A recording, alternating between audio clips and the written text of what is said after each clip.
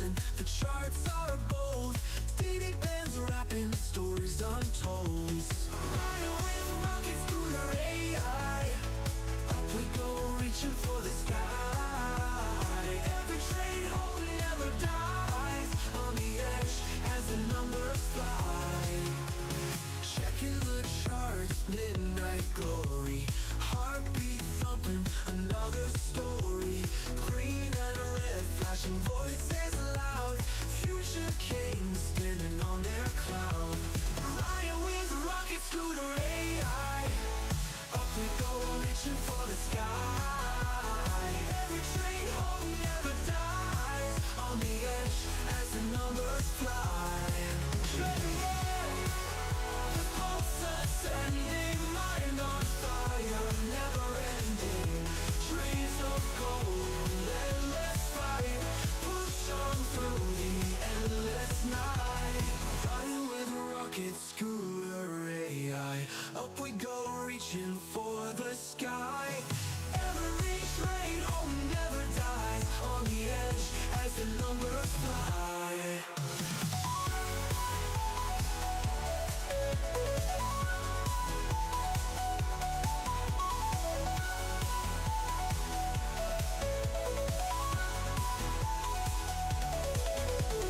Checking the charts, midnight glory.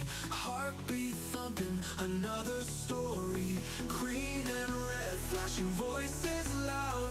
Future kings standing on their cloud. Checking the charts with their AI. Up we go, reaching for the sky. Every train home never dies. On the edge as the numbers fly. Checking the charts, checking the charts. Midnight glory. Time to re-in-awe, it's blending. Mind on fire, never ending. Dreams of gold, endless fight. Push on through the endless night. Push on through the endless night. Push on through the endless night.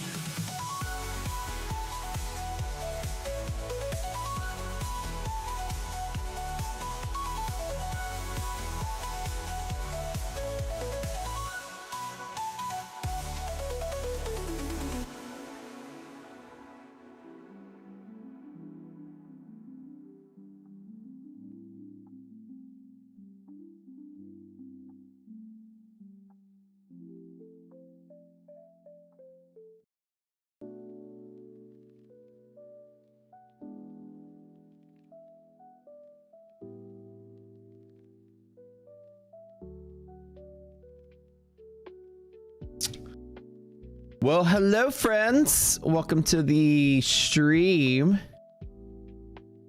Good to see you here, as always. Good morning. I love you all, every single one of you. Thanks for being here. Ryan Wade, Ryan Wade, Ryan Wade. Did the kickflip scooter action day? Man, I hope so. What's up? You said, do we get the kickflip? And then Lord Kick is the first rhyme that writes below that. He's like, you called? Lord Kickflip. In the house. I am reading y'all's chat. Hold on, what's up? They definitely didn't manipulate last time when ignoring options open can drop. Right, they didn't. We actually didn't. We had expiration on and with triple witching on Friday, so now we rolled up in the new M contract. Oh, I gotta log into all my stuff here. Hold on. M contract front and center. I gotta make sure you guys change all of your contract designations. All the last night's calculations were based on the March contract, so time is upon us to roll into June. I'm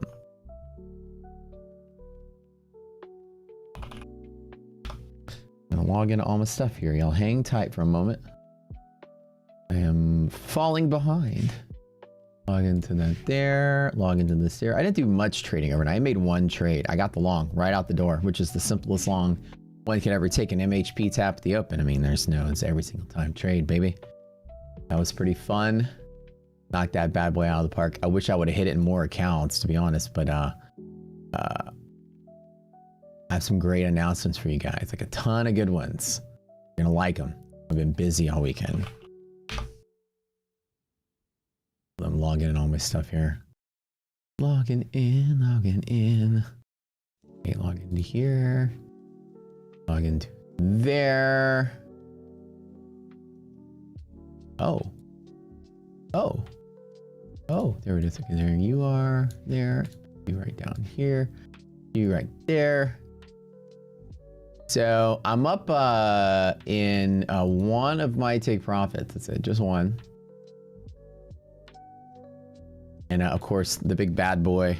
Oh, man, I wish I would have grabbed more. Like, I honestly just like, I'm hitting myself because it was such an obvious setup. I was like, man, I should have grabbed more. I only made almost 7K on the challenge account. This is one of those days where y'all wish y'all are probably like, I bet Matt woke up with like $90,000 and Matt was like sitting there contemplating that. But I let one of my TPTs ride, and that's it. What's up?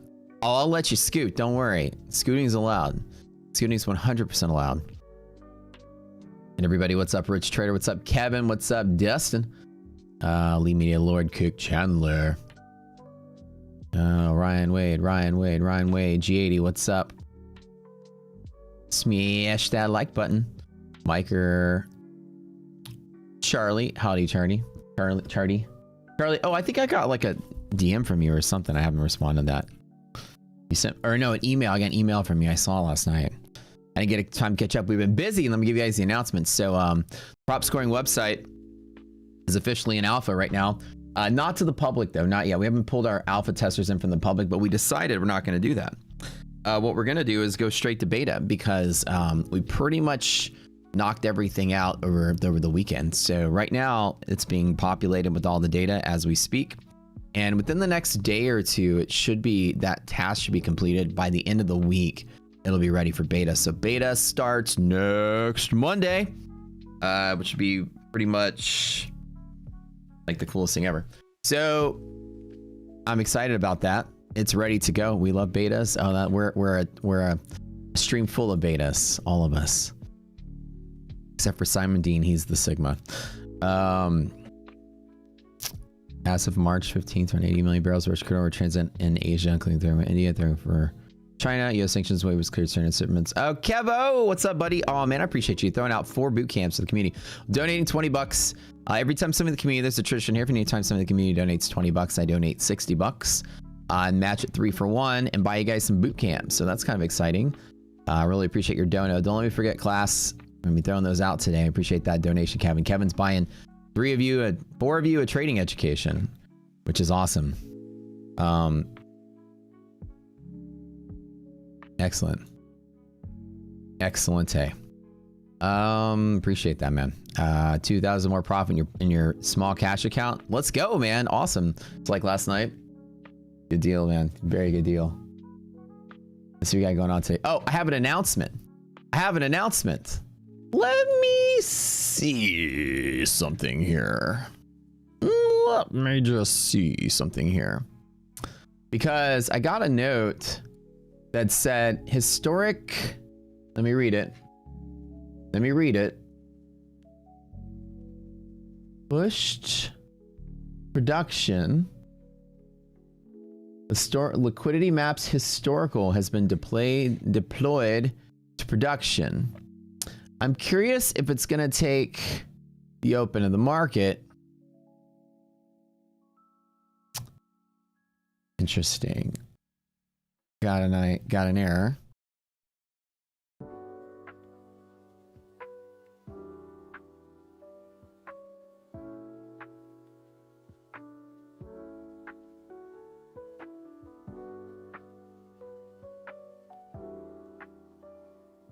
So maybe it's almost here. Maybe there's a little bit of a bug.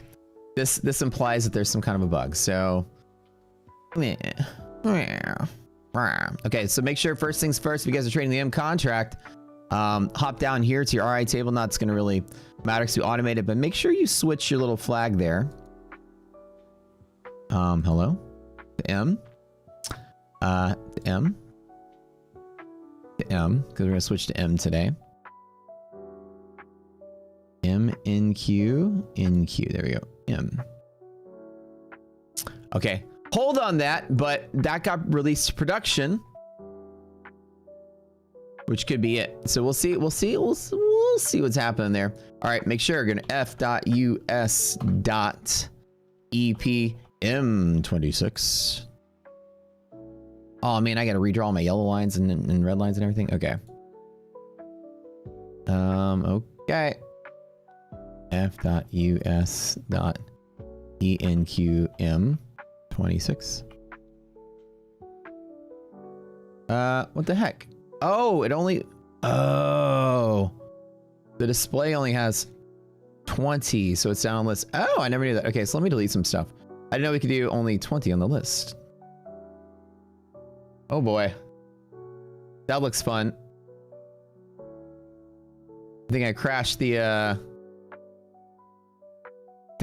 watch list, you guys. I don't know. Oh boy. Oh boy.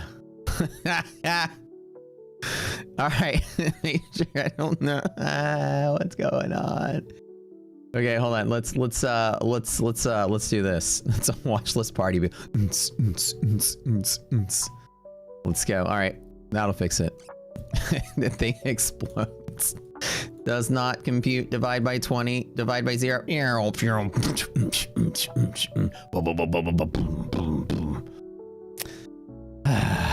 right. Well, now it's back. All right. So, anyways, make sure you have your dubstep music playing when you go to do this. EPM26. EPM26. EPH26.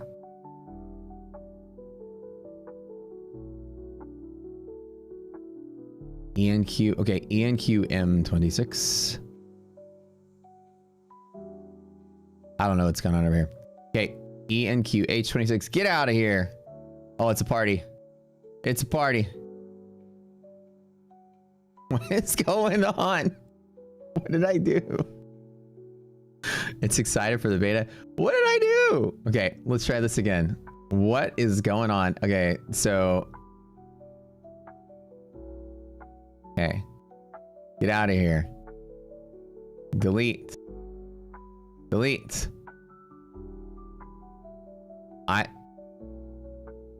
We're gonna like start over here. We're gonna do like a full hard reset on this.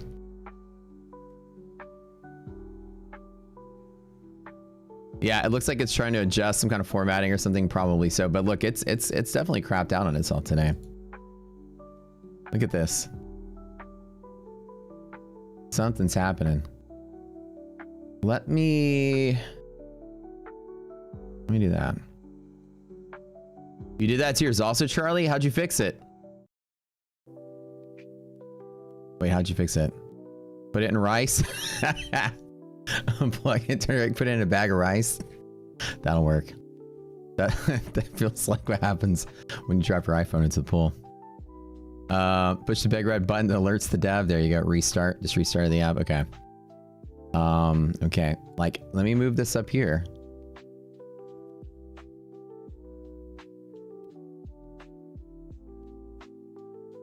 Let me just save like my layout here. Just redo it. That's the funniest thing. Okay, well at least I got M26 on there. What is going on? Something's cached or whatever. All right, let's do this.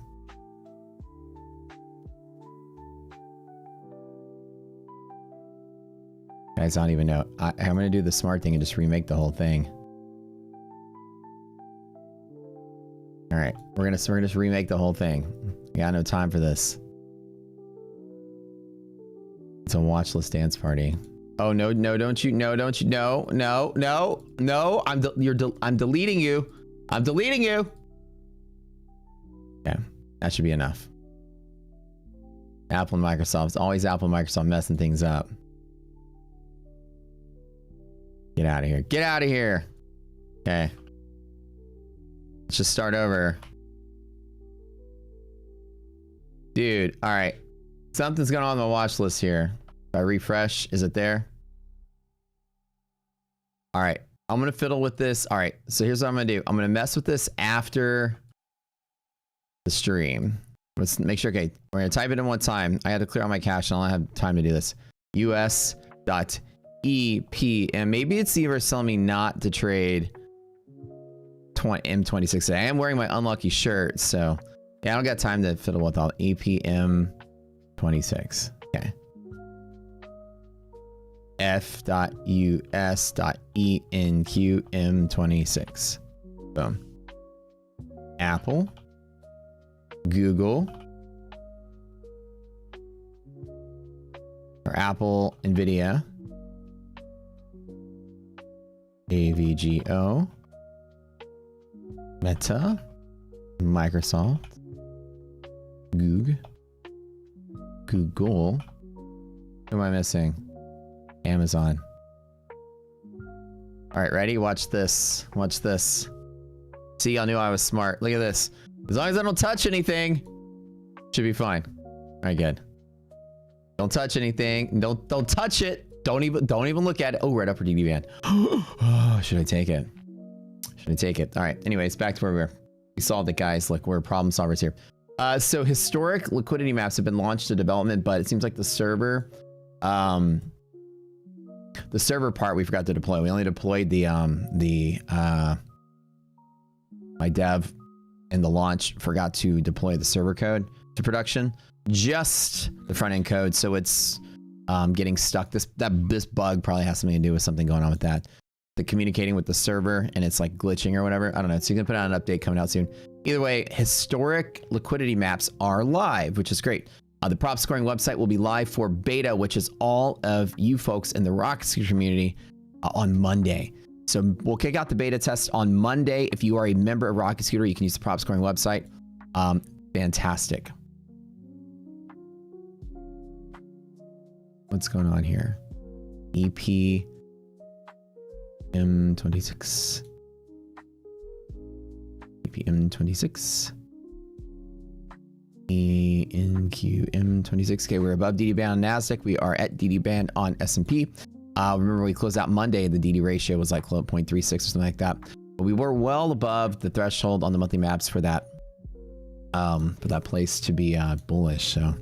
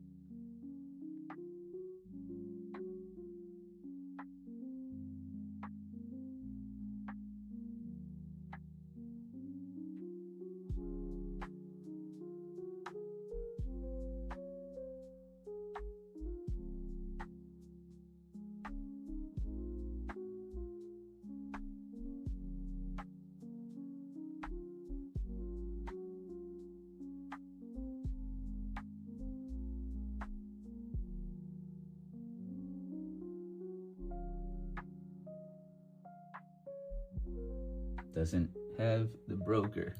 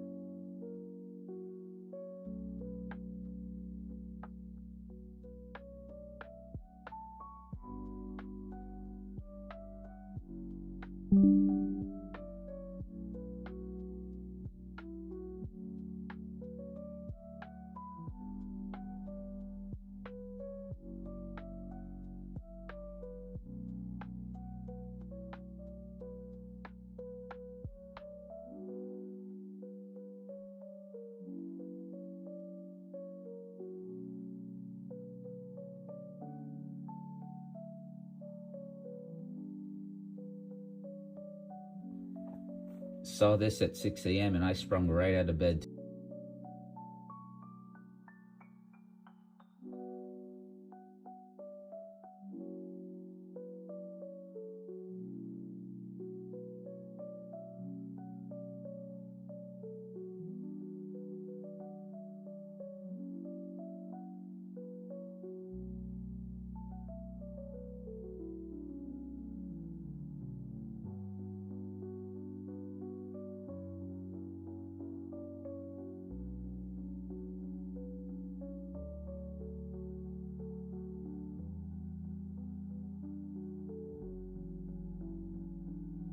All right, guys, welcome to the stream. Don't forget to hit the like button on the way in.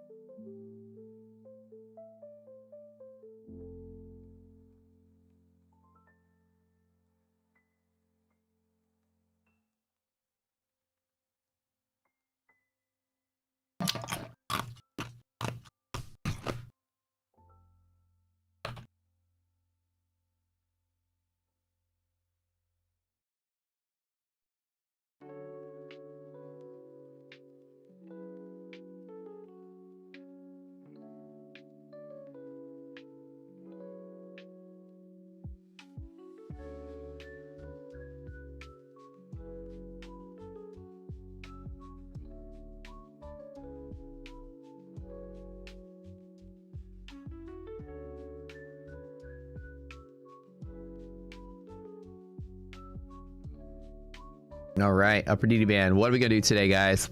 I think the market's been very comfortable today, at least in the overnight. Let me reload. Oh shit, I need to convert. I need to convert the MHPs. Actually, it's all right. I'll do them tomorrow. They're gonna be down. They're like way off the charts, so they're gonna be like way down here anyways.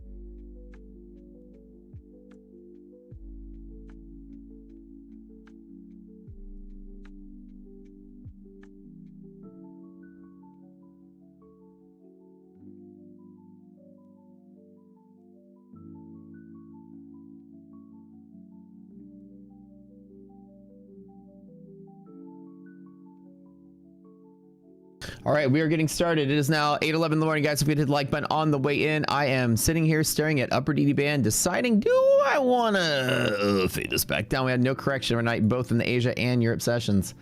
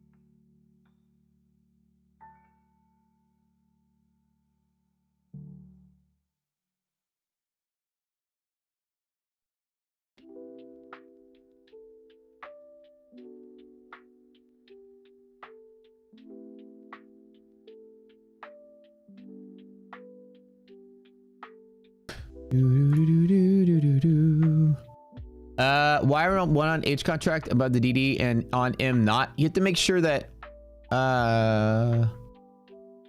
hold on. It should be relatively similar to each other.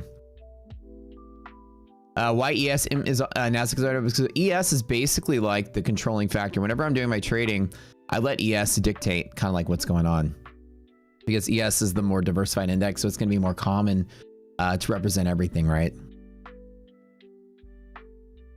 Drag scooter on FFN, give the BOGO now to the discount. I would guess so. Try it out, yeah. See if it does. Our code should give, like, if any affiliate partner we have, our code should give the deal that they have.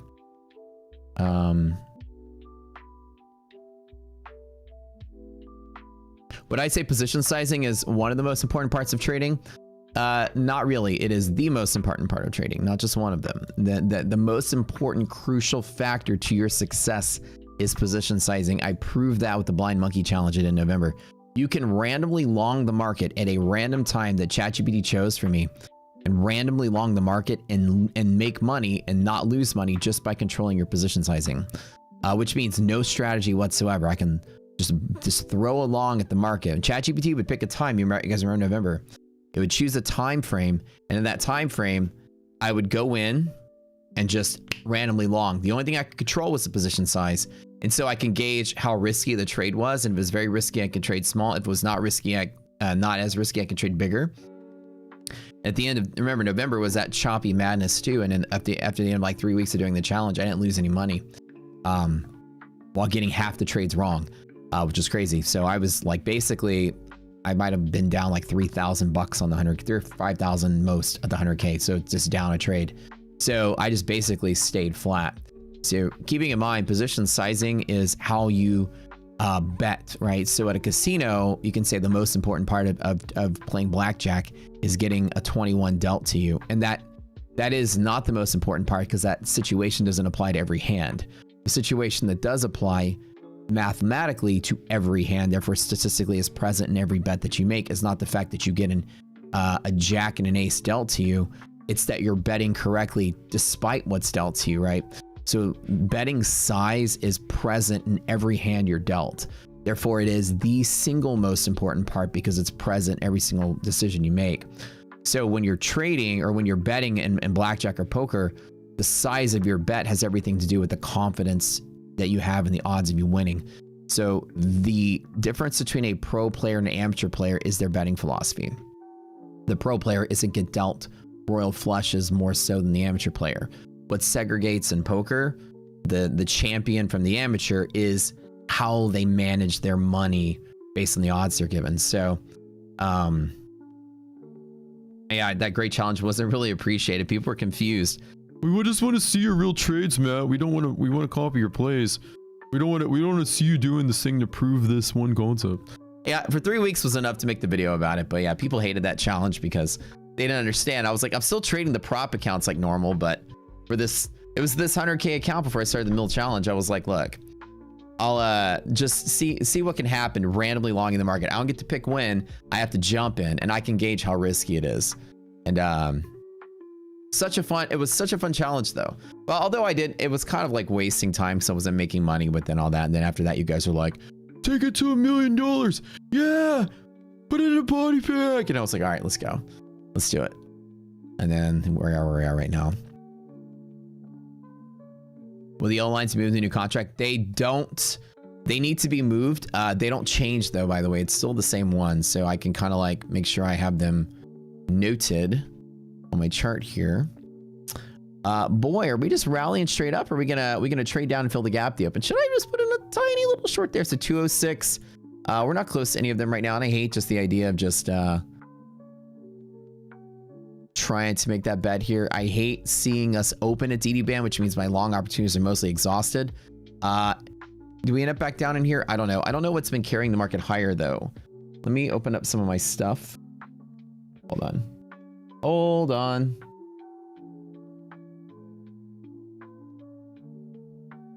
Oh, let me load up everything. Don't go anywhere, guys. Hit that like button. Do me a favor while you're waiting. I gotta log in all my stuff.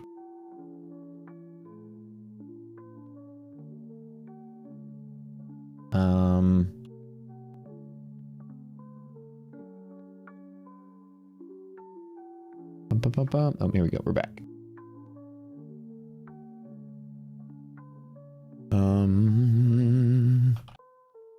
the new commitment of traders, man. I'm excited to see what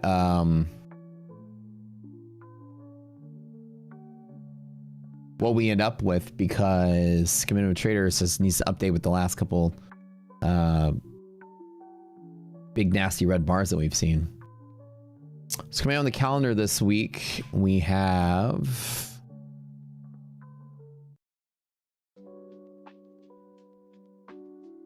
nothing. PPI and Fed on Wednesday. Okay. Typical spread on Thursday, new home sales, and then Friday. Yeah, so light week other than Fed on Wednesday. Probability, let's look up the CME Fed watch. The odds of since inflation is going up, PCE was going up, you can load up CME Fed watch. I bet you it's a 3% chance or lower. I haven't even looked at it, but I'm gonna guess it's absolutely no chance of a rate cut. Let's see what it is. I was way off. 3% or lower. I haven't looked at this, by the way. I was just guessing based on the sentiment that I thought we'd have. Because usually it floats around like a 80, a 92, 93, 7, something like that. I was like, it's probably 97%, 3%. I was wrong. It's 99.1 and 0.9%. There's absolutely no chance we get a rate cut, which does make sense because we're supposed to be getting just one this year anyways. If December projections hold true. However, the December projections are based on the Fed's optimistic belief that PCE be going down. Core PCE be going down, and GDP growth to be going up. However, all three of those things are doing the opposite what the Fed thought we're going to do. So it's probably even likely we get no rate cuts this year, especially when we get the next quarterly projections coming through, which should be tomorrow. Because tomorrow is the quarter, right? We get our projections, and yes, we do. That's right, it is March. So we get our projections coming out from the Fed, which is nice. And I want to see what's going on with that, because they really had optimistic data on the December projections. It was such an improvement over the September forecast for the 26th year. And they thought we were going to get this big GDP spurt. And yet I made a post last week that I'm scared of recessionary indicators. And you very rarely see me say this. I'm so not Chicken Little when it comes to trading. Get an ad blocker. Oh yeah. I don't install anything on this computer. I'm so like, hyper protective of my technology. I don't even install ad blockers. I don't install anything at all. Like, I like maybe Steam was like the only thing I did to play video games, but like I add nothing to this computer except for the bare minimum to do my work. So yeah, that's why it's got pop-up ads and shit. I don't do browser extensions. I don't do anything. Steam. Yeah, so I could play Arc Raiders on stream that one time. Anyways, okay, so the projections. Remember, the Fed was expecting massive GDP growth, and then Jay Powell's commentary in the last few press conferences were like, oh, we're not seeing the tariff prices pass through the consumer. It's less than we thought it was going to be. It's actually like companies are absorbing that. And it was so weird because I don't feel like the data suggests that. I don't know why he thought that, because the data has suggested that, you know, while companies were showing very, very, very good earnings beats, which makes no sense. Like, how would you beat expectations if the company's absorbing the impact of tariffs? That makes no sense. You know, earnings per share would be down and things like that. So, and you would think that if companies were absorbing the impact, earnings per share would be missing expectations and inflation would be coming down, right?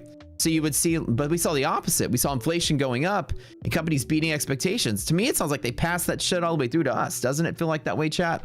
Like, humor me for a minute. Doesn't it seem, you know what I'm saying? It's the opposite of what you would expect for the situation the Fed was projecting positive info for. Like, why would we be seeing all these massive earnings beats if there's this tariff thing going on? Companies are absorbing it. It clearly passed on to us, more so than we thought. So I don't know where the optimism came from. Maybe Jay Powell had, like, I don't know, electrodes attached to his nuts, and someone from the Republican Party back there was like, you better say this or else. But it kind of seems that way, right? And we're getting these really weird GDP misses now, and we were getting these really weird PCE misses now. And you can see Wall Street's absolutely betting on no rate cuts, like absolutely almost no chance, right? So I feel as if either something happened between November and now that sort of just like when they started piecing together that stuff for that report to release in December, they were very optimistic, and now it's March and everyone's like, Wall Street was getting it right. Like, where's the fake? It feels like, where's the fake data, right? I don't know. Prices are down except for oil during the war. Well, I mean, we're seeing PCE floating closer to 3. Remember, the Fed was projecting 2.0 by the end of this year. And we fell like about as low as 2.5, and we're oscillating closer to 3 now. It's like doing this. It's not coming down that extra point. So it's very clear, and it's core and non-core. So even like food, energy, I mean, all the sectors, services, manufacturing, everything's getting hit with it. So the trickle down of tariffs, it's easy to see, have just, you know, the original inflation problem from 2020 came from the shortages due to COVID. But by this time, that should have been worked out. The inflation that we're seeing now is clearly a result of the tariffs. Maybe that's just like aggressive. See, I'm hard to believe that Powell could be lobbied that easily or tricked that easily or pressured that easily. He's usually a stick to his guns kind of guy, but maybe something turned recently, and maybe the tariffs just had this logistical delay where it takes that long for the prices to be pushed down as companies absorb it for a little bit, but then over time, once inventories are depleted and people are making new orders, the prices jack up in stages as you make new orders from your warehouses or from your suppliers and stuff. So maybe that's just what happened, because we're seeing inflation go up a little bit. Now we're seeing jolts come down without the continuing jobless claims coming down, which means companies are eliminating jobs. It means they're not filling them, they're getting rid of them. So whether AI is taking over jobs or whatever, but we are entering a new phase of that too. So it's a weird, scary. It's not scary like tomorrow's scary, but it's scary in general. Like, we're trending towards another recession. It could be a little bit less mild than the 2022 thing. You know what I'm saying? So I don't know. I'm a little worried.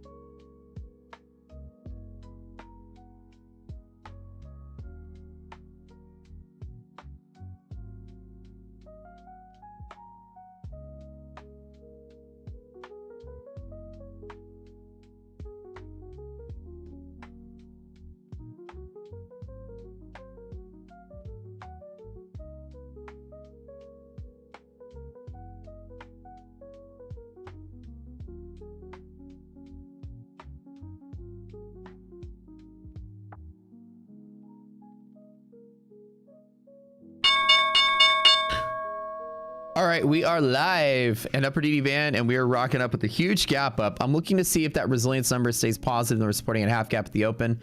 I could just sit there and like fire, maybe possibly fire a trade off here. Look at this real quick. Play to the downside, just a half gap. I don't know. We had a nice little run up in the afternoon. That is the opportunity there. I'm back almost up to the 500K mark after I took the hit from the flowers. Y'all know. That stuff was such a sad day. So, yeah.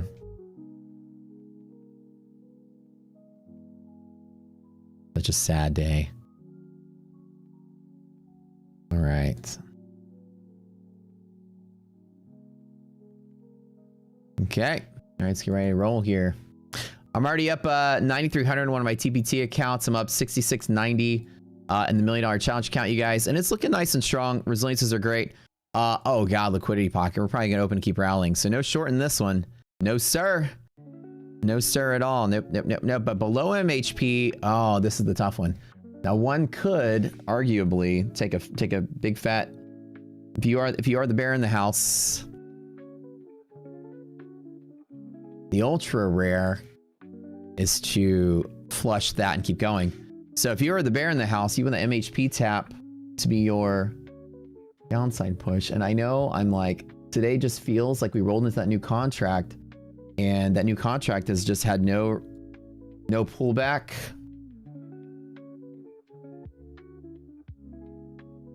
Where did my pencil tool go? Okay, so up here, 67, 63 resistance. That's what I'm looking for. All right.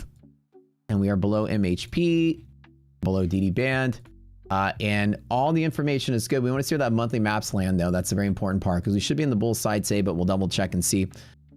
If we break here to there and back to there, and it's only about a 4% chance that we close above green, about a 96% chance we close below green. And so this is all your scalp range right here. There's liquidity pocket down in here. So even if this were to hit the pocket, it's bullish from here, guys. There's no bear setup. For whatever odd reason, the market's loving this. Now, again, downside play to a long side does have 30 points plus 10 with the volatility of overshoot. You get about a 40-point dip potential. So opportunistic bulls in the house, like I am, we wait. We don't chase. We don't chase for the few pennies up here. I'm willing to miss out on this. This is the ideal long setup from half gap as long as you have your resilience targets in play. So from here, I'm going to wait. Gonna see what happens. I'm even still contemplating taking a small gamble short off of the resistance here, but ratio is still pretty good. I don't know if we've, like, did the war end over the weekend? Just y'all fill me in the news. Am I missing something, or is it just same old, same old? Let me know about that. Same old, same old. Nothing crazy. Nothing crazy happened overnight. We're kind of busy last night, so we didn't,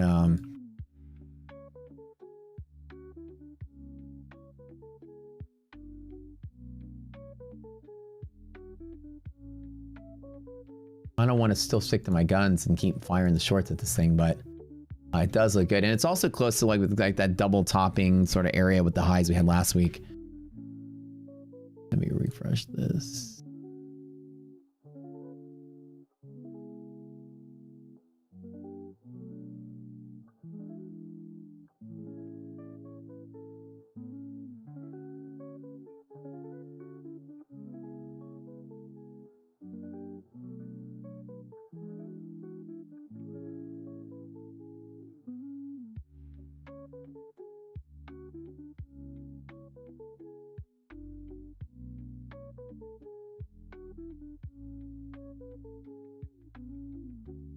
The current H contract doesn't end until Friday. Yeah, it doesn't, but you can choose to roll over whenever you want to.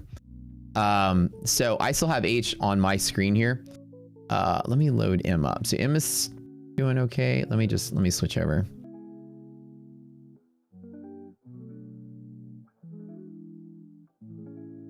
You can roll whenever it's convenient to you. I usually roll over the weekend. The weekend after expiration, just because it's easier. A lot easier to just knock it out over the weekend, so that I don't have to do what I'm doing right now, is like fumbling with it while the market's open. Are we longing? You said, are we longing? It's still that long play setup. Like I'm gonna say is that there's no short really opportunity from here, except for betting that we close inside DD bands. I'm not gonna make that bet just yet. I think an overshoot to MHP here to here is certainly a scalp worth taking. I'd say probably about 10 or so points. I'm not going to bet MHP and keep going. With MHP resilience being negative, that's the ideal short setup from here. To bet from here that we close down here. Now we have liquidity pockets with bullish DD ratio, which means we are going to likely support at half gap today. Best case scenario, any opportunistic bears, we get like a, Trump tweet or something knocks the market down. We're not dropping below that. It'd be almost impossible without a news-driven event. So market's extremely liquid. Half gap support on resilience. We got bear zone support on DD. So both of those are good. I'm looking for bounce.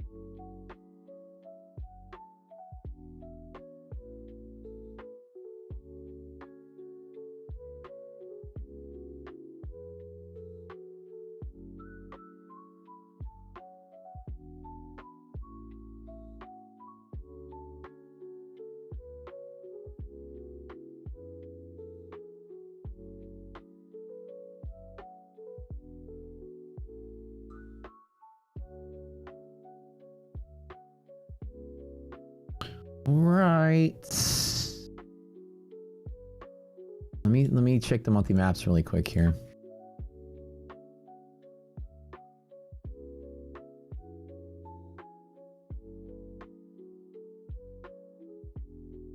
All right, we are sitting very pretty in pocket, which is good. Okay, so that's good to see. I'm just gonna mark it right here. Okay. Actually turns out pretty nice. To the S&P lands.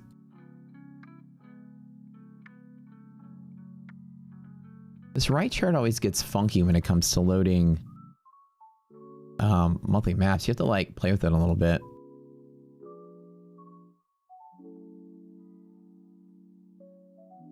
You have to like kind of like do that. Here we go.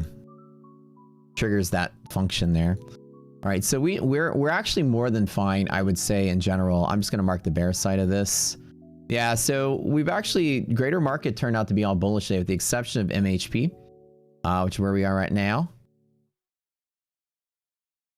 And negative MHP resilience. Let's see what resilience is actually doing. This is fine. Let me go through and scan through all the big stocks here. Bull long up, bull long down. Bull long down is actually resistance pressure on NVIDIA from that one spot right there. Be careful on that. ABGO, Meta, bull long down, bull long down. So they're all bullish with the resistance is all it's basically saying. New. Night chart ID for Microsoft One. All right, that's something. There's a little bug here with the historic maps. Make sure we're going to get that one fixed today. Yeah, it looks like there's a bug on the production side. Since we've got the historic stuff is coming out pretty soon. So we try to release it today. Historic liquidity maps. I know you're excited. I'm so excited myself. You can play with it a little and turn it on. Oh, as my dad used to say when we were a kid, if you shake it more than twice, you're playing with it. So he's like, take it too long in there. We go to like the baseball, go see the Astros or something play. Maybe my dad was such a jokester. Oh, he still is. Dad's still alive.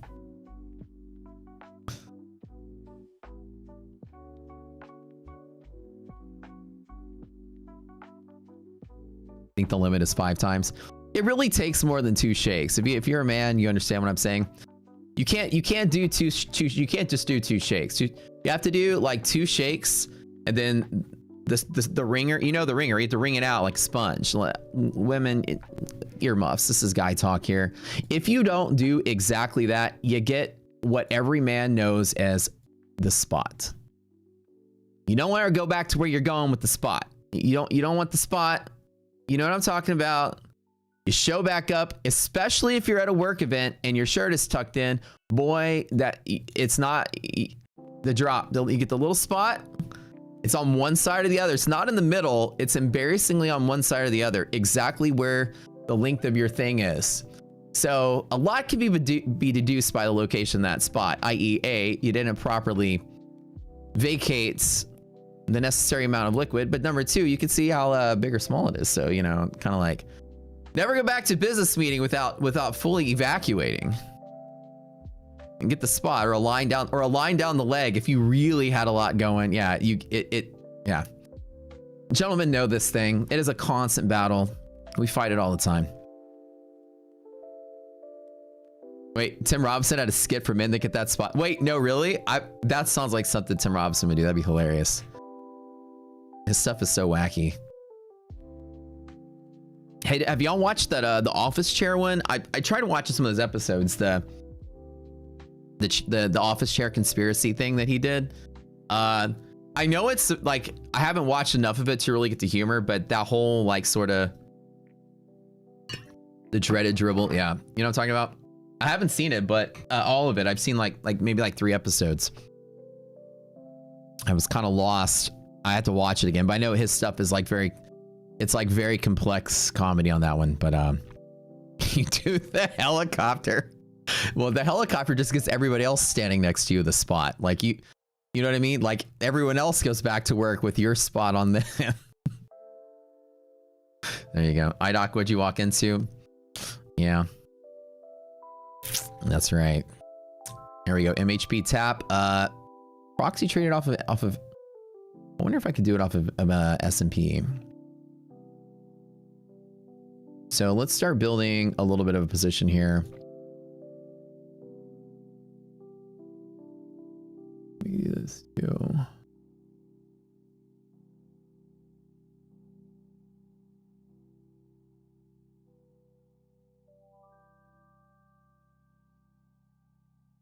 Let's hit it with this one. Hey, brother Reese, what's up, man? Free game, boys. If you do get the spot, take a paper towel and rub the spot as fast as you can. Friction does dry it up. You're welcome. Dude, I never noticed. I never thought about that. A lot of times, though, if you get the wrong kind of paper towel and you rub the spot, you only make it worse because you get the dry crumblies from the paper towel that bunches up and discolors the spot. So you have to be very careful with that, too. I remember as an engineer, right, you had to tuck your shirt in. Oh God, that was the worst. You would walk around with your shirt untucked for a little bit and people look at you like you're improperly dressed, but you're like, I'm not tucking it in for a few hours. The air dryer, there you go. And it's always, yeah, you always get the shitty brown paper towels. Oh, 100%. That's right. That's right. If the ladies want to know what we're saying, you ever drink a soda, right? Put the straw in the soda and take a sip, and you take the straw out of the soda. If you hold the straw out of the soda for a little bit, there will be still soda that eventually makes its way outside of the straw and still falls into your hands. There's enough soda in that straw hugging the walls to produce 1 single drop, sometimes 2, sometimes 4. It depends. The straw's never dry.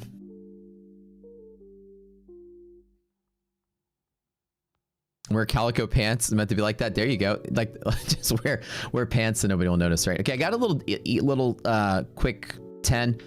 I don't have a lot of evidence that this is like not going to keep going up, so I'm not hitting it super hard. But opening up below MHP is always a potential play from here. I'm keeping it kind of light-ish. Allowing for just a little bit of overshoot. And if we break through this, I mean, it's gonna be violent, so I'm not gonna cry, like, you know, like allow myself to go upside down and want to cry all day today by having like massive nasty upside here or downside here.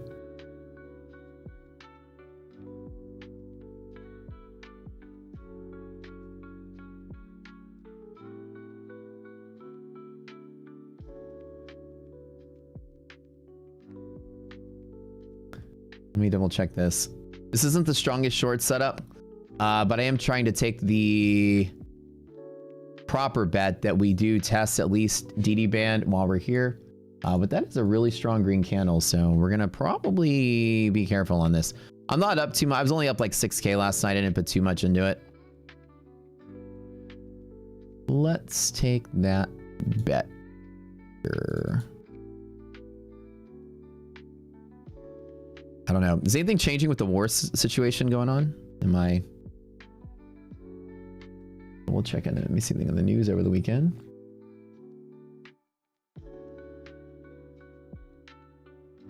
Thoughts about possible extension on tariff suspension. Nothing matters. Chinese trade. Trump and the president of China are meeting, but it could be delayed. Oh, that's what it is. Okay. I was wondering where the optimism was coming from.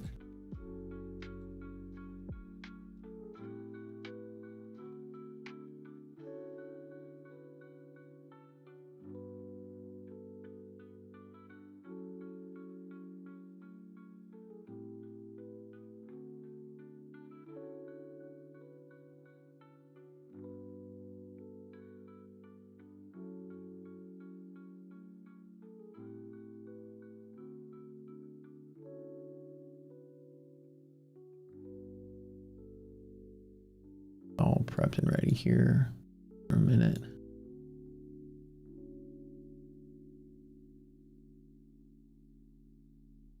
All right.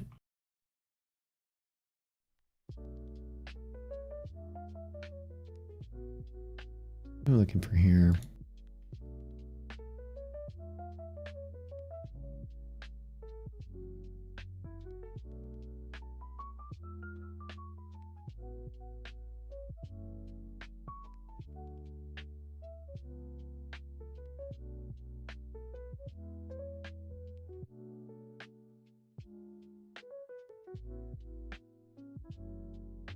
Be very unusual to get this sort of like.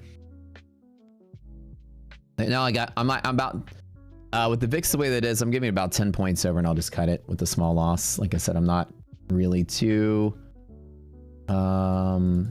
but if this is the big bull run, then that's a whole different story. Nvidia and all the other stocks have resistances here, which is why I'm taking that play. So hopefully that makes sense, right? You'd have to have every single stock break MHP, and you know, I don't think we're leaving the recession just yet. We'll see how that turns out. So with the bigger companies right here, MHP, so below, right, the big seven, below MHP, Apple's pretty good. Nvidia's got resistance 185. Apple, ABGO has kind of like sitting kind of at that one spot that's almost breakout, but not yet. Meta below MHP. Wait, Apple, Nvidia, ABGO, Meta, Microsoft, Google, Amazon. Okay, got them all there.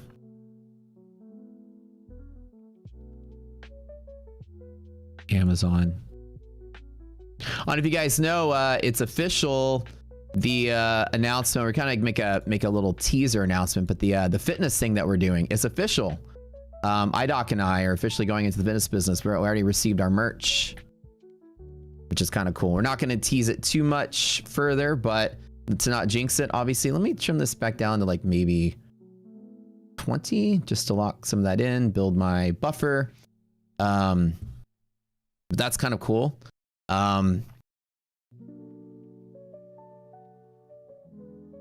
That was only like 10 points. Now again, I'm trimming a little bit. I'm not too convinced that I'm right. That's just the test, and if that turns to be very bullish from here, I'll probably still take a small L, but we shall see. I don't want to be too heavy a position, so I'm only in 20 S&P. 20 S&P is equivalent to about like maybe 10 NASDAQ. Small enough. The reasoning, because all of the major stocks are up at resistances.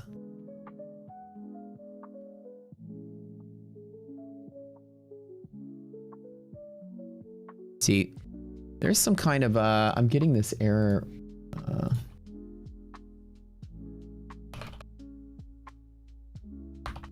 Find chart ID for Google.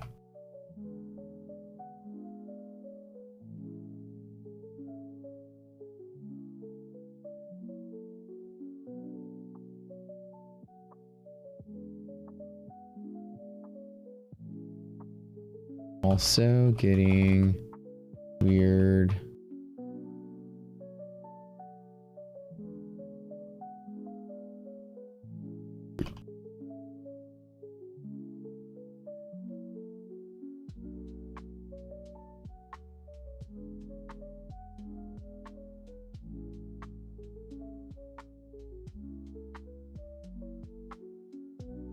Okay, hold on, let me take a screenshot of this for my guy.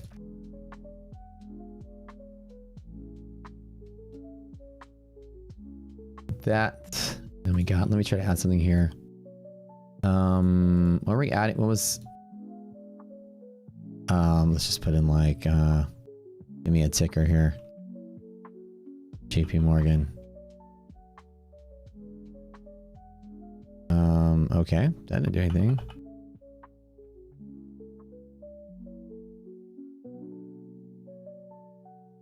Oh, okay, well, I guess it's maybe it just fixed itself for a minute. Who knows? Who knows? But whatevs. Whatevs. Let's take it.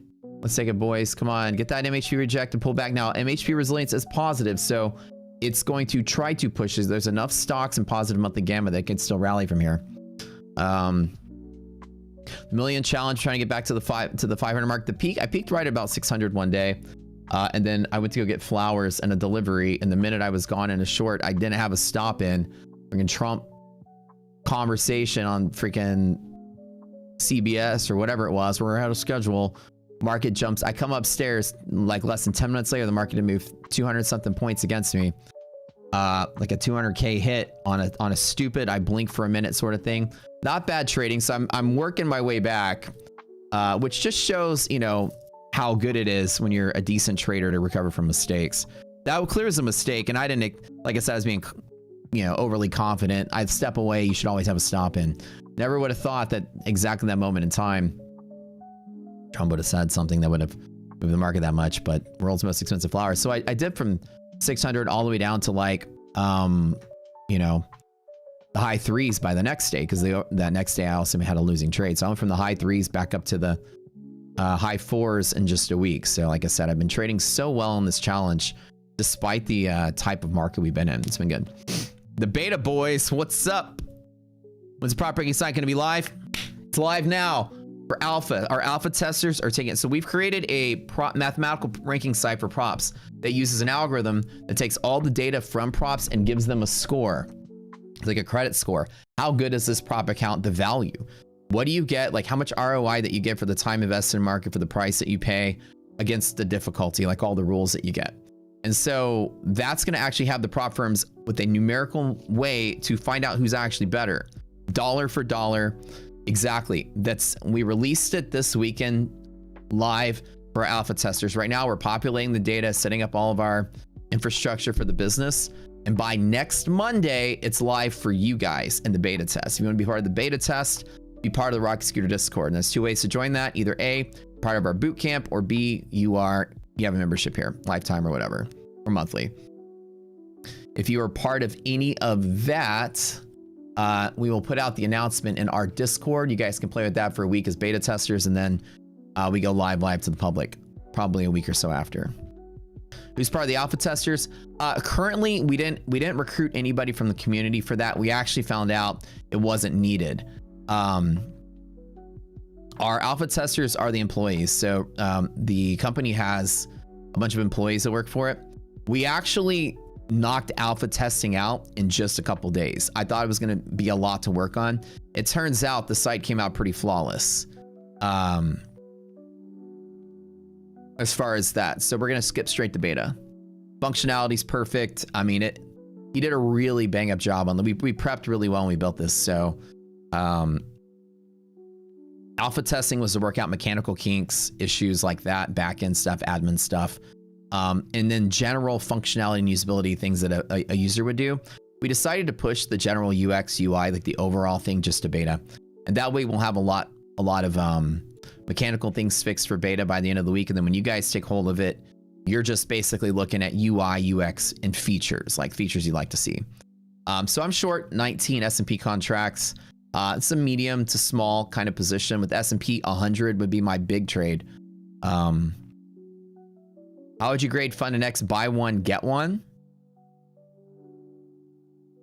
Oh, we'd have to put it in the site. I'd have to do that to see what the answer would be to that.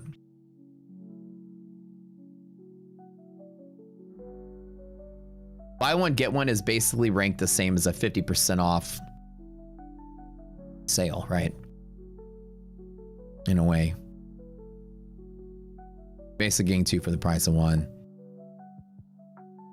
So the price for one is half.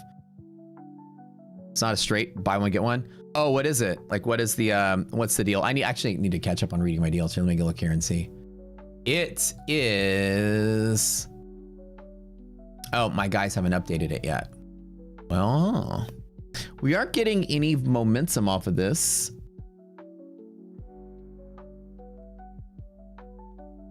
There's no volatility.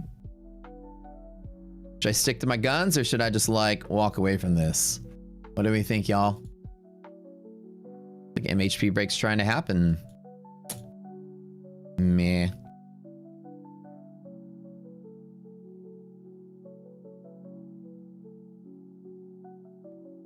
Stick to it for 10. 10 overshoot on 72. I can just close out still with slightly green. It looks like it's not turning around. Boo. I don't like this.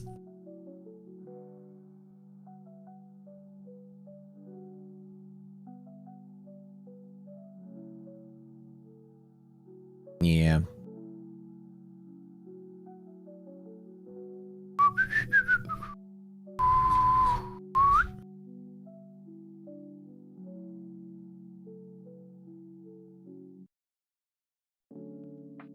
I don't know. That'd be so weird to see if this like keeps going higher. I mean, it's tough. We got Fed this week. That's like the only major news mover this week. All right, that's the one. The edge is like right here for me to get out of this, and I'll walk away flat. Like I said, I've kept it relatively small, so that's like a. I can't make another.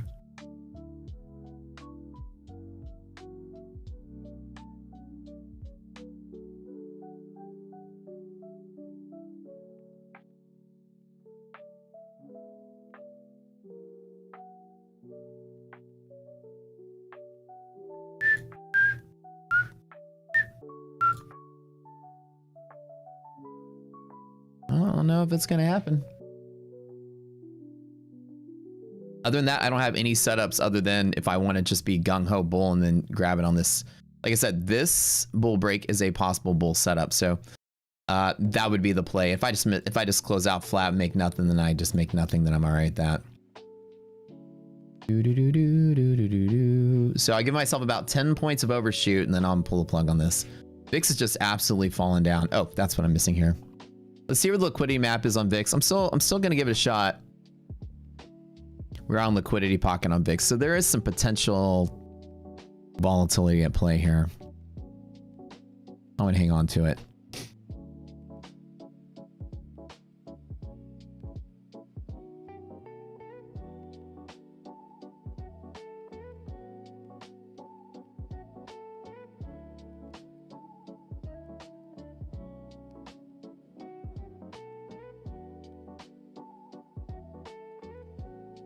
Other than that, I don't have any more plays. Other than this, I really have nothing else I want to do.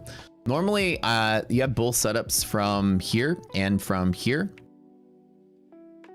And that's it. On the breaks is very rare, though, to move this high in the chase breaks, especially the environment that we're in.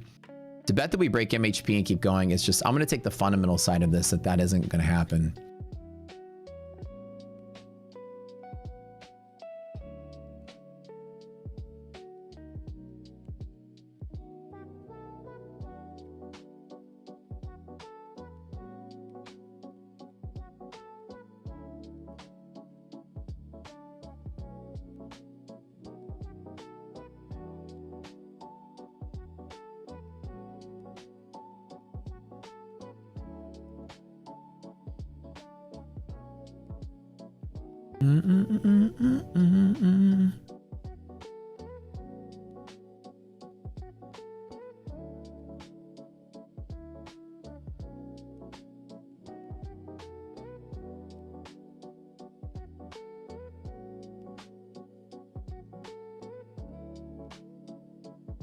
Man, I woke up this morning thinking one thing. I love being me. That's like, you ever just like wake up?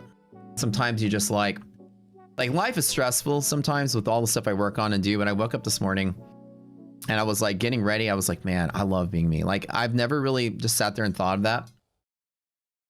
Self-love is important, guys. And I'm not talking about what y'all do 2 or 3 times a night in the bathroom with your cell phone. I'm talking about actual internal self-love. All right. Like just love who you are, man. Like appreciate what you have, appreciate how bad things are for other people a night. And those are rookie numbers. But I'm saying like there's like nothing better in life than to remind yourself you appreciate what you got and who you are. You know what I mean? Mental health is super important in this world. There are some people out there that have it really bad in life, and I realize, you know, like have a conversation. It's not just about like money or fortune or job. It's just like in general, just like I have health, like well, mostly health. My blood pressure sucks, but like it's the things like that I look at, and I kind of like could list 20 things where I feel like I've hit the genetic lottery. You know, I have health. My family still has health.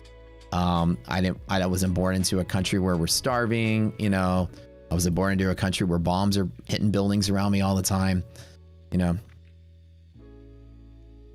so I feel like if I have issues or problems with anything in life, that's probably time to close this out. I'm probably just being very, very, very spoiled brat. Like I realize I have very little room to complain about much when life is delivered such a good life. You know what I'm saying?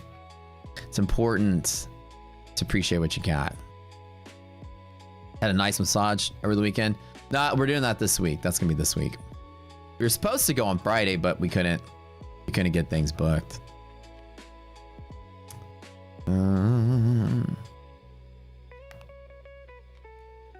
Yeah, the richest guy 100 years ago would trade it all to live the lives that we have today. Oh, that's really powerful to say. Oh, 100%.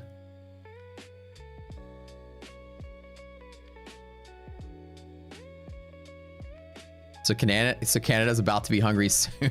We're born into a hungry country. It's so crazy to think, you know, how things are. Well, I mean, it feels like it now with inflation, right? People are starting to go hungry in this country and in Canada. You're breathing, you have running water, you have real electricity, you can have blackouts, you can buy enough food to where you don't feel like passing out all the time. Yeah, it's like things like that, I mean, in reality, I look at my life and I go, the things that I complain about, especially on social media, things other people actually complain about, aren't real problems. Like in social media, it's a bunch of people with fucking college degrees and they're making 50K a year, maybe 100K a year, arguing with each other like on this quest to become millionaires. Like it's a bunch of spoiled brats without $1 million. But in the 1% of this world who aren't starving, that are living a cushy life, talking shit to each other, pulling each other down, making life so toxic as a bunch of spoiled brats. Is probably why they don't have the $1 million. Karma's not delivering them the bounty. Luxury problems. Frauds. I'm supposed to say it's a bunch of frauds calling frauds frauds. And you're like, all you guys are frauds. Just go back to work and do your job right. You know? Like, you know, just you're okay in life. Like, anyways. So I woke up this morning feeling like super fortunate. I got iDoc, I got Pickle, I got you guys, I've got a thriving, you know, community. I've got lots of friends, family with health, food in my pantry. Bills are paid to never have to worry again, with enough left over to be charitable and help others. And I look at my life and I go, man, I think that I should never complain about anything ever again. I would say that there's probably 99% of the world who would trade places with me in a heartbeat because I've got electricity or I've got water. And I'm like, okay. I almost want to retire from social media. I read it. It's so toxic. It's a bunch of spoiled people not spoiled enough. And that's what it is. It's what it feels like. Everyone not happy with their 9 to 5. Oh, boo-hoo, you have a 9 to 5. You can't stand it. Or there's somebody out there who spends, you know, who's digging in holes in the ground and trying to find mud with enough nutrients in it to suck out, you know, like. And so you're going to spend your whole life being toxic on the internet to people. Has nothing to do with me. I'm watching other people over the weekend. it seems to be so ultra competitive now that the prop firms are starting to can these affiliates. They're starting to just kick affiliates out left and right. Starting to become very picky who they work with because regulations stepping in a little bit. And so everybody's gone hyper toxic and hyper competitive. It's been almost like the pinnacle of intolerability. I can't even stand it anymore. Anyways, we are all blessed in this world. That's a good way to think about it.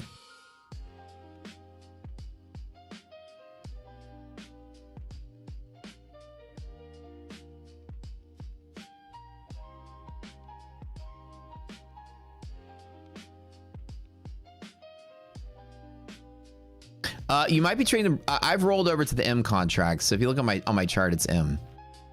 As I'm saying, self-love is important. It's very important. This is a concept that we had when I was doing yoga. It's awareness. It's awareness of self. And yoga is like a practice of grounding yourself, like grounding your body and your spirit, and like focusing internally on, you know, meditation is Latin. Medi means middle. It means be in the middle of everything and just be. And like, you know, like let thoughts come through you. Don't fight them. Don't embrace them. Just let them come. And just sit there and just let things be. And you'll start to realize a lot. Meditation's a powerful thing. A lot of people know how to do it right, though. You're not just sitting there trying to like think of stuff. You just be with no thoughts. And the point is that, like I said, when a thought comes in, don't engage with it. Don't entertain it. Just like you're sitting there, let it come in and do its thing and let it leave. And just be a part of it. And you'll learn a lot about yourself. You know what I mean? But we live a pretty good life. I think this stemmed from the fact that, you know, the things that I think we struggle with over here are luxury struggles. Like right now, Doc and I, our biggest worry is how we're going to split up, you know, a 3,000 square foot unit that we're about to get to put two businesses in. Like the difference between making, you know, $1 million a year in each one of them plus or minus 10% more. And I'm like, that's my biggest worry in life. All right, I'm probably just going to maybe close this.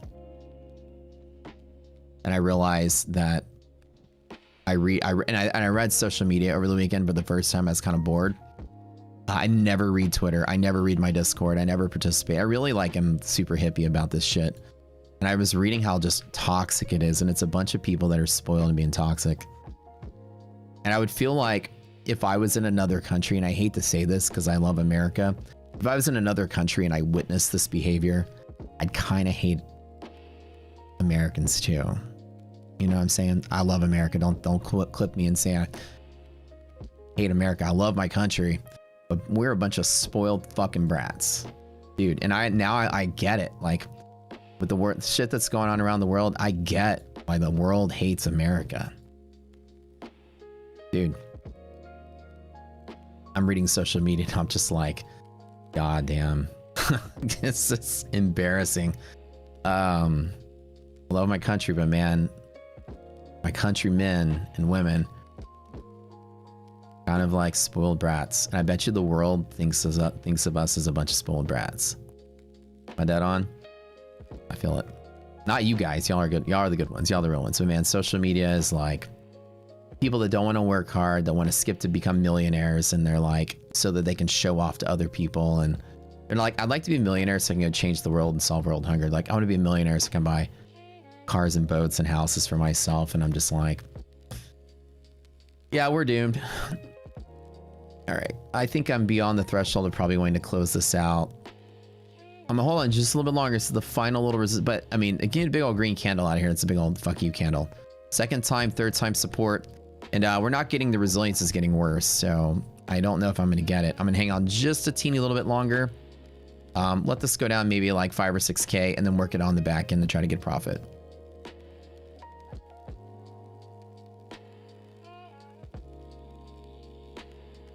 You're a war refugee, Matian? Oh, and I'm 100% right. Yeah, that's something we wouldn't know of here, you know, being born in the States. We don't experience things like that. I think people invent problems they're not luxury enough. Even people in poverty in the United States would be considered luxury in other countries. oh, the government gives you food and shelter and water and electricity and dang. My kid hasn't eaten in 2 weeks. You guys are not happy with that? The government takes care of you too. Right now, how you gonna be taken? Probably, yeah. I'm looking at that right now on my side chart. Again, I still am skeptical about this. Like I said, I didn't put too big of an effort on this. This has filled the gap with a little bit extra. My thought is, what is this all about, right? Like, just this gap and go. This is the big bull reversal. I mean, it is a roll into a new contract, but I don't know. It's hard to believe that we break MHP and keep going. There really is no driving news. We do have Fed, so maybe some pre-Fed short covering, but I don't even know. Do people still buy rims? Oh, that's true. I see a lot of places on the side of the freeway selling rims. I feel like the reason there's certain areas of my city where rims are sold, it equates proportionally to being that area of the city is also where rims get stolen. So if you are buying rims, it's because rims are getting stolen. So rims are only sold in a place where rims get stolen.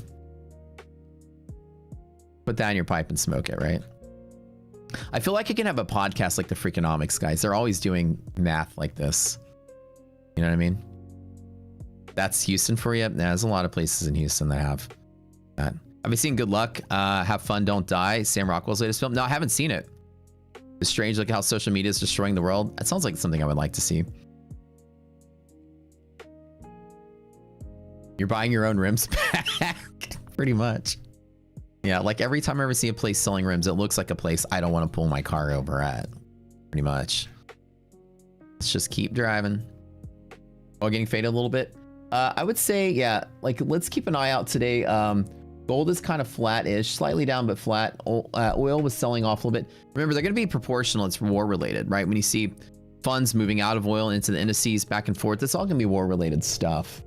GC, gold, what's Bitcoin doing today? Yeah, I'm on this, Bitcoin's up 4%. I'm on this health kick right now, and I'm not going to lie to you guys. I'm on this mental health kick. I feel like I need to repair my mental health. From what I haven't really noticed is it's becoming damaged. My mental health is becoming damaged from work, from always being in, like, not in a bad way, but in a way that, like, let me think of it. I've lived in a life my whole life where I've created, produced, made. I'm firing it off at 120% all the time. I'm managing so many things. Most of it you guys don't even know about. As much as you guys think I do, you know, Rocket Place, Rocket Scooter, Million Challenge, streaming here, streaming My Funded TV, putting our tools in other platforms, making affiliate deals. You think all that is 20% of what I do. So I spend my whole life firing all cylinders, right? And I realized that just over time, your body becomes fatigued and you don't really realize it because you burn through it with drugs or caffeine or something. For me, it was a mixture of all. And now, like last year, I went like fully drug free. Like I barely drink coffee. I do nothing, right? I want to clean up. And I realized that just, I would wake up, take my Adderall, slam an energy drink, and then sip on coffee. And then I just basically would just burn through any mental health fatigue. So my mind is becoming fatigued and I can start to feel it. So I'm on this kick. What's up? Hey girl. Ooh, breakfast. Thanks, baby. You know, I'm on this kick, right? To like mentally reset my life. I did this in my 30s. Hey, what's up? Where all I did was like nothing but volunteer. Thank you for breakfast, by the way. Oh. No, thank you. I really appreciate that. I volunteered. Like I was volunteering for all kind of stuff. And just doing like, I remember when they built the JW Marriott in Houston, I volunteered for this organization that did wellness programs at the JW. It was called For All Hospitality.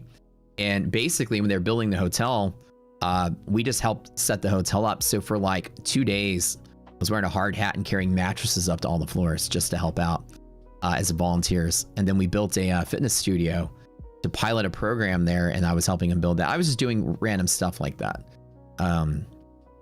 for mental reset. JW's life. Oh, it was good. It was really fun. But anyways, I feel like I'm in this need for like a mental reset in life. So once I stopped like, you know, got off my ADHD meds. I basically got off of all the stimulants I was taking. I realized that my brain has just been in a constant state of fatigue all the time. And so now I wake up and I'm like, and then you get older and you're like, oh man, I can't, like, what am I supposed to do? You get older, it only gets worse. So I need to spend more time vacationing, more time traveling, more time resetting. I don't know, maybe I'll go buy a house in the mountains somewhere and just go there for a month out of the year and do nothing. Get someone to stream for me. Burnout. It doesn't feel like burnout, but it's kind of like somebody that's just mentally tired or like physically tired, but they don't want to stop. Because I love what I do, but at some point your brain goes, you need a break. Hard drive is full, bro. You gotta, like, you know, you gotta take a little bit of a breather.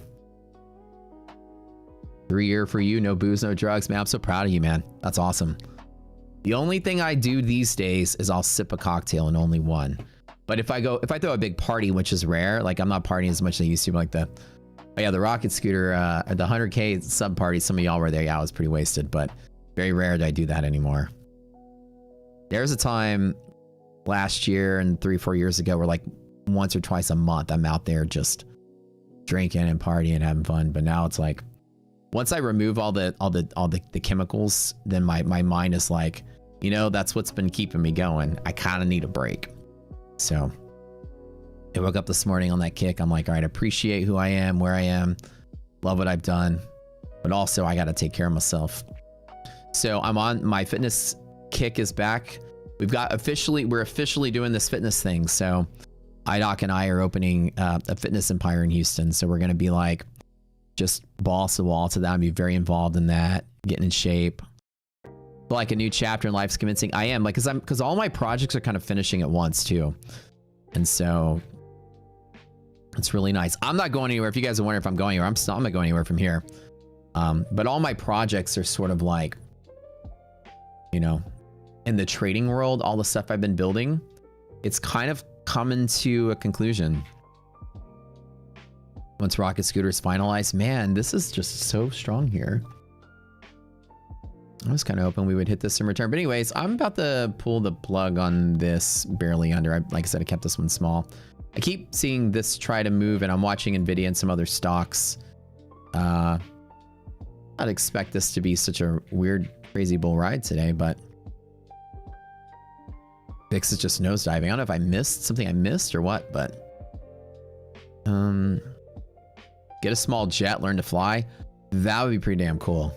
Are we taking off from here? It's very possible that we could. Honestly, like whenever we open above these green bands pre-market, when we're up here, I almost never, unless I'm very bullish on the market in general, I never chase the long.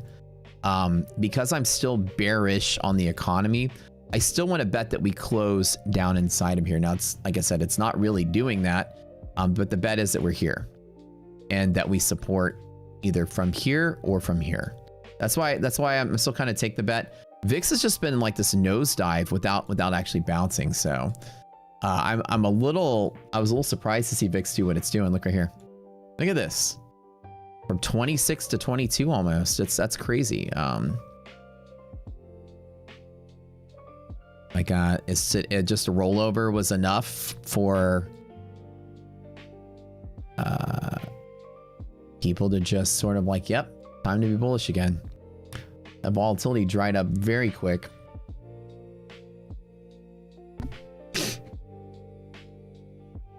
Watch some Hallmark movies.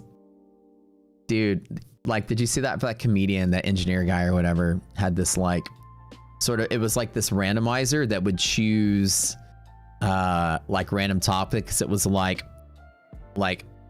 rough, tough lawyer woman, hardworking farmer guy, and it would randomly pick a scenario and it would invent a Hallmark movie on the spot. It's like trying to save something, and it's like pumpkin patch, bakery, family farm, and then like the problem was, you know, bad guy trying to take over, or rival football player or something. And then the other one was like, what do you have to do to solve it? And it was like, win a baking contest, win a race, win a whatever. You can like randomly throw shit together. You can invent like every Hallmark movie that ever invented. I'm a big city lawyer here to visit my family. Well, I'm a rough and tough cowboy working on the family farm. We need $10,000 to save the farm, and I don't know what I'm gonna do.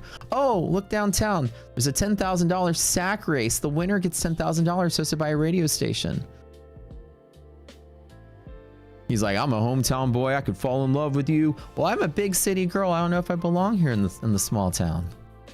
And then all of a sudden, that's every plot ever. Yeah, you love those movies. I feel like Netflix is nothing but those movies these days. I try to watch Netflix sometimes.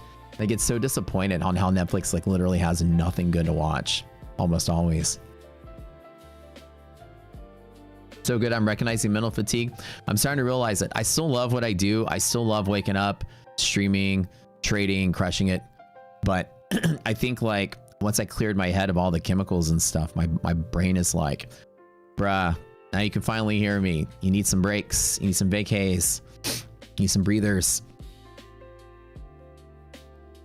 They want to close down the rec center. Yeah, right? Every Netflix original movie. I don't know. Like I said, it feels like it's trying to drift higher. Volatility is just in straight decay. I don't understand it myself, but I'm still very bearish on the economy. A data that's been coming out that suggests it. Even though we're trying to break MHP and go higher, like my literal hand is on the button to close this out. So, the opportunity is really big to the downside. The opportunity to the upside is there, but I don't understand the news. Like there's no news driven, there's nothing. Stocks are being bought up a little bit. But this is just appropriately trying to bet that we close below MHP. I'm actually gonna give it a little bit more to 85, and I'm gonna add a little bit more and then close out closer to 90. So I actually am expanding it just a little tiny bit. Like we're about to get this green candle that pops there. I want to bet that 90 pulls us lower. That's just slightly, let me show you what that number correlates to. But man, what a strong day today. I'm only down about 2K, nothing big. So that is basically roughly that low consolidation area right here. If you look like where we solidified before we did that whole gap down thing, this was a really strong bearish consolidation, 80, actually 85. So if we break 90, then I'm wrong. We reverse the market. But I think that that's kind of the area that I think proved to be really like this was that resistance. I mean, that support for the longest time that broke through. Now we're testing that support right now to be resistance. So on NASDAQ, I think equivalently we have broken through that already. NASDAQ is back to that little equilibrium spot at that $25,000. Now again, this is rolled over. So let me show you what it looks like on the actual on the H6 contract itself. Oops, H26, sorry.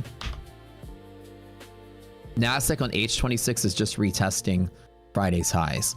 So on the continuous, it doesn't look like that. On the continuous, we've already broken through it. But when you shift everything down, we're kind of testing the highs on Friday on the continuous. I mean, on the actual H6 contract itself.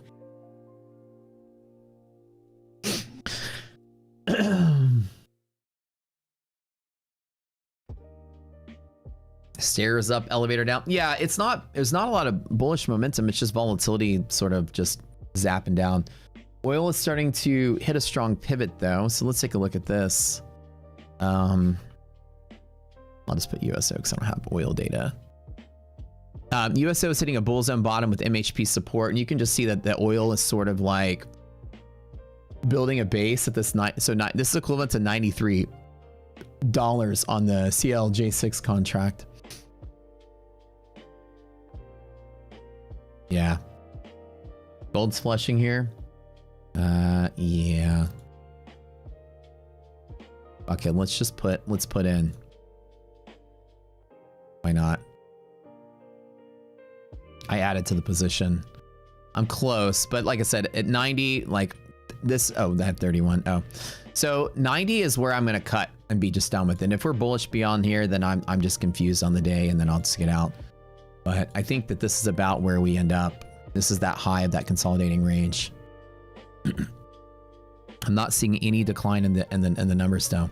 This is just a play to bet that MHP is resistance. So 68 is where I got my cost basis to, which is really nice, which is just right here. Why is it? Oh, let me show this really quick. Settings. Estimated P&L. So the break even is at 68. So I'm really really tight on this. Like I said, I'm not. I'm not gonna hold beyond 90. It is 10:30 right now. We are running into a new hour. That was an incredible overnight move. I did get the long last night, which is where I started the day longing.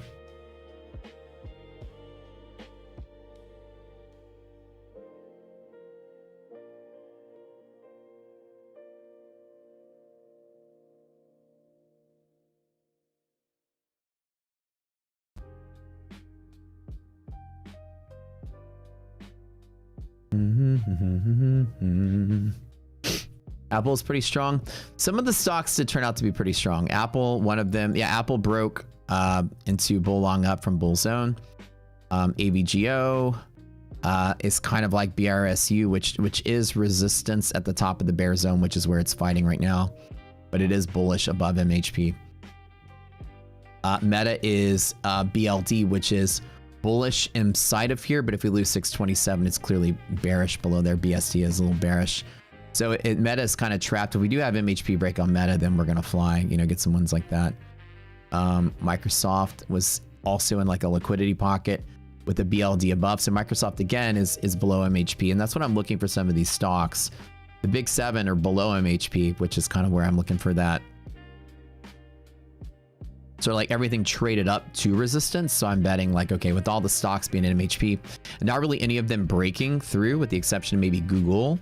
And it's again, breaking through right on the edge here.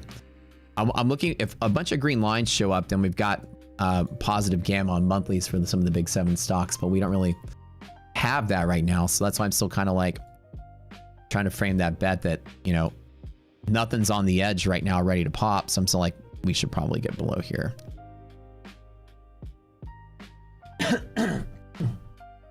I don't know. What do you guys think? Am I being stupid? Trump talk is like 3 minutes. That's also part of it.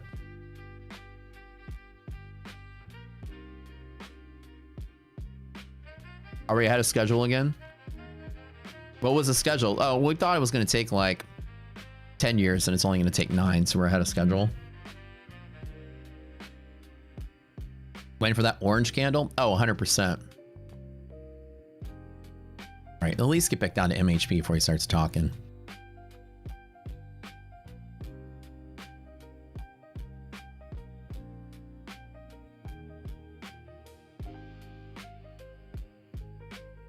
Again, let me just recycle this position. I don't want to be in 30 while Trump is talking. 20 is about a little better.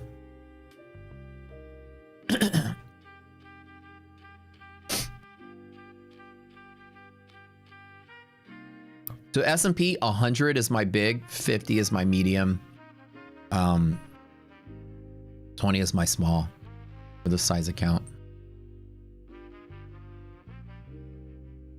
Let me cycle this back down to 20. On those red candles, I'm going to pull out a little bit. Back down to 20.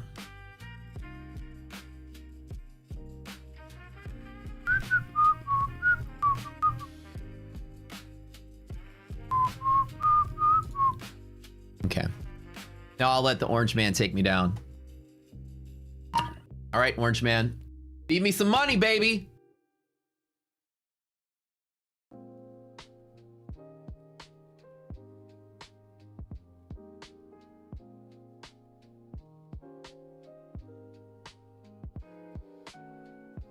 Take us home, my orange hero.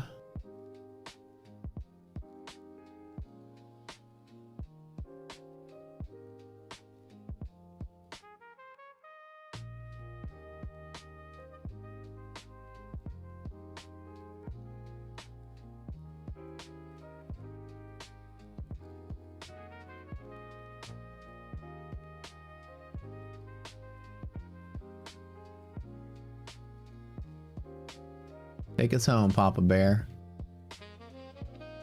I trimmed from 31 down to 20 below MHP. It could bounce here. The smartest play would be for me to just close out and take the profit and then sit through, but let's gamble through Trump. Why not? Let's let him just make some volatility happen. Big Papa, you know you want to bring it home. Bring it home. Can I show him talking? Yeah, let me get a link. Some financial juice should have the link on there. Good thoughts. Where is he talking though?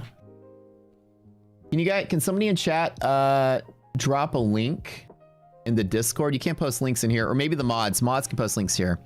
Do you mind dropping a link to Trump talking?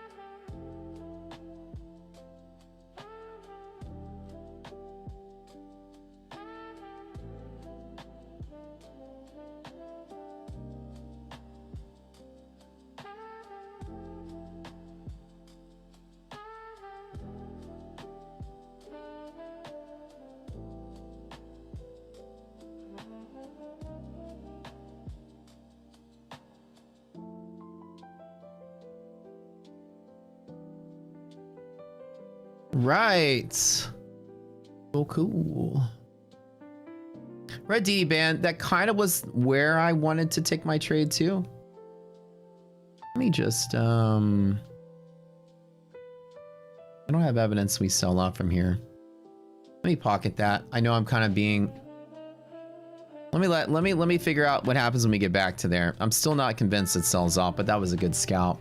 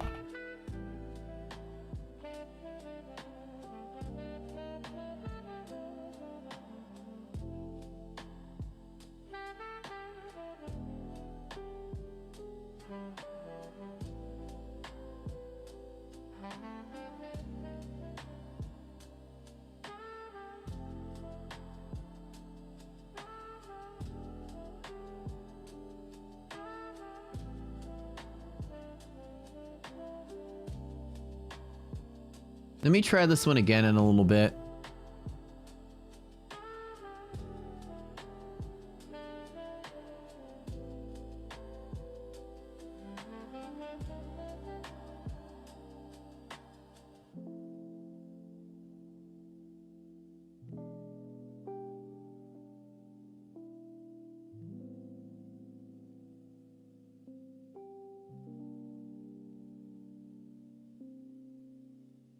All right. Like I said, you know what? So I was betting that we stay below MHP. Could we hit DD ban and keep falling? We probably could. I am engaged in this in some of my prop accounts that I didn't close out just yet. I'm gonna let these guys ride a little bit. But here, at least for now, let's be safer on this one. I probably could still engage with a little bit further. But I think there's just like some pre-Trump. Do we have a link for Trump? Oh, thank you, Fraser. Appreciate you, Simon. Simon got us a link over here. We'll open up some YouTube in a second. Let's put her up. All right, what do we got here? Donald Trump live. Trump makes a very big announcement. U.S.-Iran war live. They could have been... Is that it? Hold on. Make sure I'm not playing some kind of... Man, they really hit that headline. Trump makes very big announcement. Got a very big announcement today. Wonder what it's going to be. I could still be engaged in this below DD ban, which is where I want to be. But let me just chill on this for a minute. The proper place to close from is this support cluster here. Even though I'm not really convinced, like I said, I just turned a loss into a win. When you see me do this, it's not like I took a negative R&R. It's, I tried to short from here. I gave myself that high to build off of and then closed out with a win, but I don't consider this a winning trade. Now, again, we had some weird overshoots and stuff, but I did want to bet that we fell below this. But the fact that all of this is cluster pivot and its support, it would be a gamble from here which way we go. Remember, Trump's talking right now. Hold on. America, not the SAVE Act, which nobody knew what it was, the Save America Act. The Save America Act. I'm a little scared. I'm going to stay engaged with it in the prop accounts, though. We want voter which I need to, oops, I took the screenshot off because I took another screenshot. We want to be able to see that the voter is legitimate. We want, very importantly, confirmation that this voter is a citizen of the United States of America, and we want no mail-in ballot scams. All right. So we have exceptions for the military, for sick, for disabled, and for people that are away, business trips or whatever. Even vacations. Let me let Trump create an opportunity that can short one more time. I don't want to chase short at the low. I flatten out that. I'm holding some runners in some of my prop accounts. Of our children. That's basically it. It's mutilization of our children, and we don't want that. So we added those two things. That's the 5 points. We have 5. What's Grandpa rambling on about right now? Points. I'm missing out. I know I make fun, but I like Trump. He's good. With Democrats. Good peeps.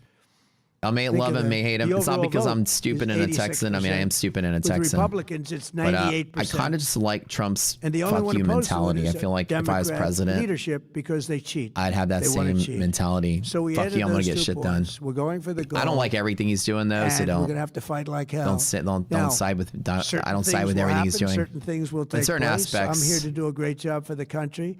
That's not the right video. This is not correct.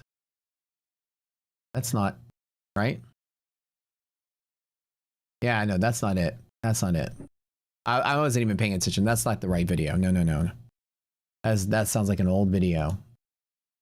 You guys, oh yeah, you guys are saying old video. Yep, I agree. That doesn't sound right. Okay.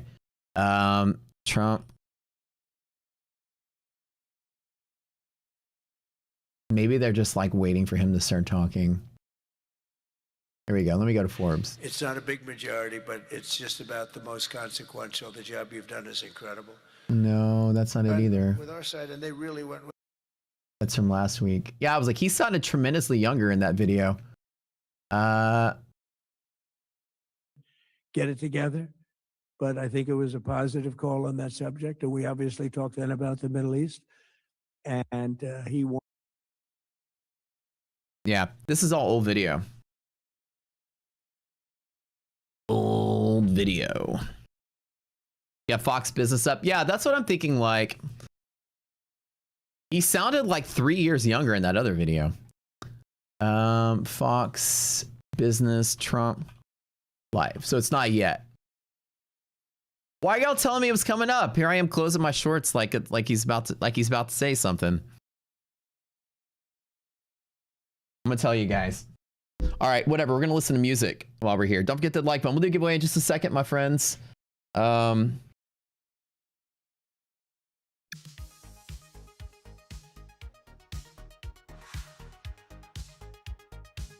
Who was that drop from? Yeah, that's what I was saying is that like, so I just exited my trade because I thought, you know, I wanted to just get out of the way of some craziness.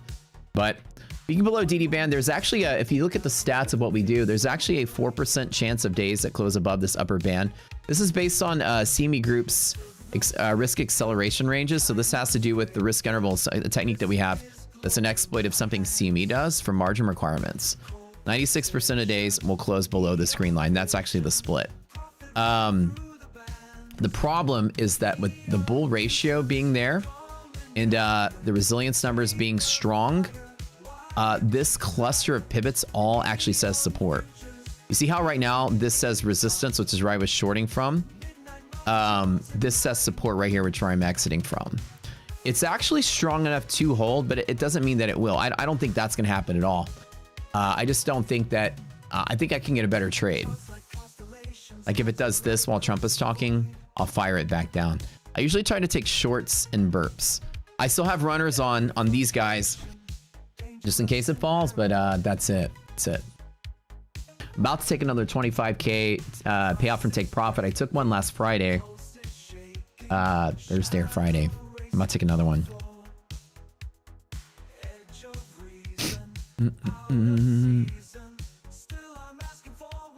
Matt's awareness of market sometimes puts you in awe. Well, sometimes I got the wrong video playing though. You guys remember that short from yesterday? I think they posted it on our Instagram. Y'all remember that when IDOC thought I died? Hold on. Remember that one? Hold on, let me see if I can find it here.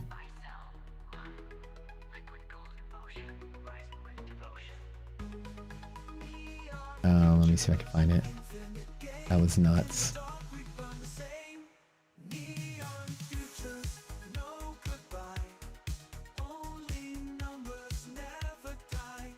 We have it. Oh, yeah. I was making a joke with the market makers watch my stream. You guys know we have Instagram, right?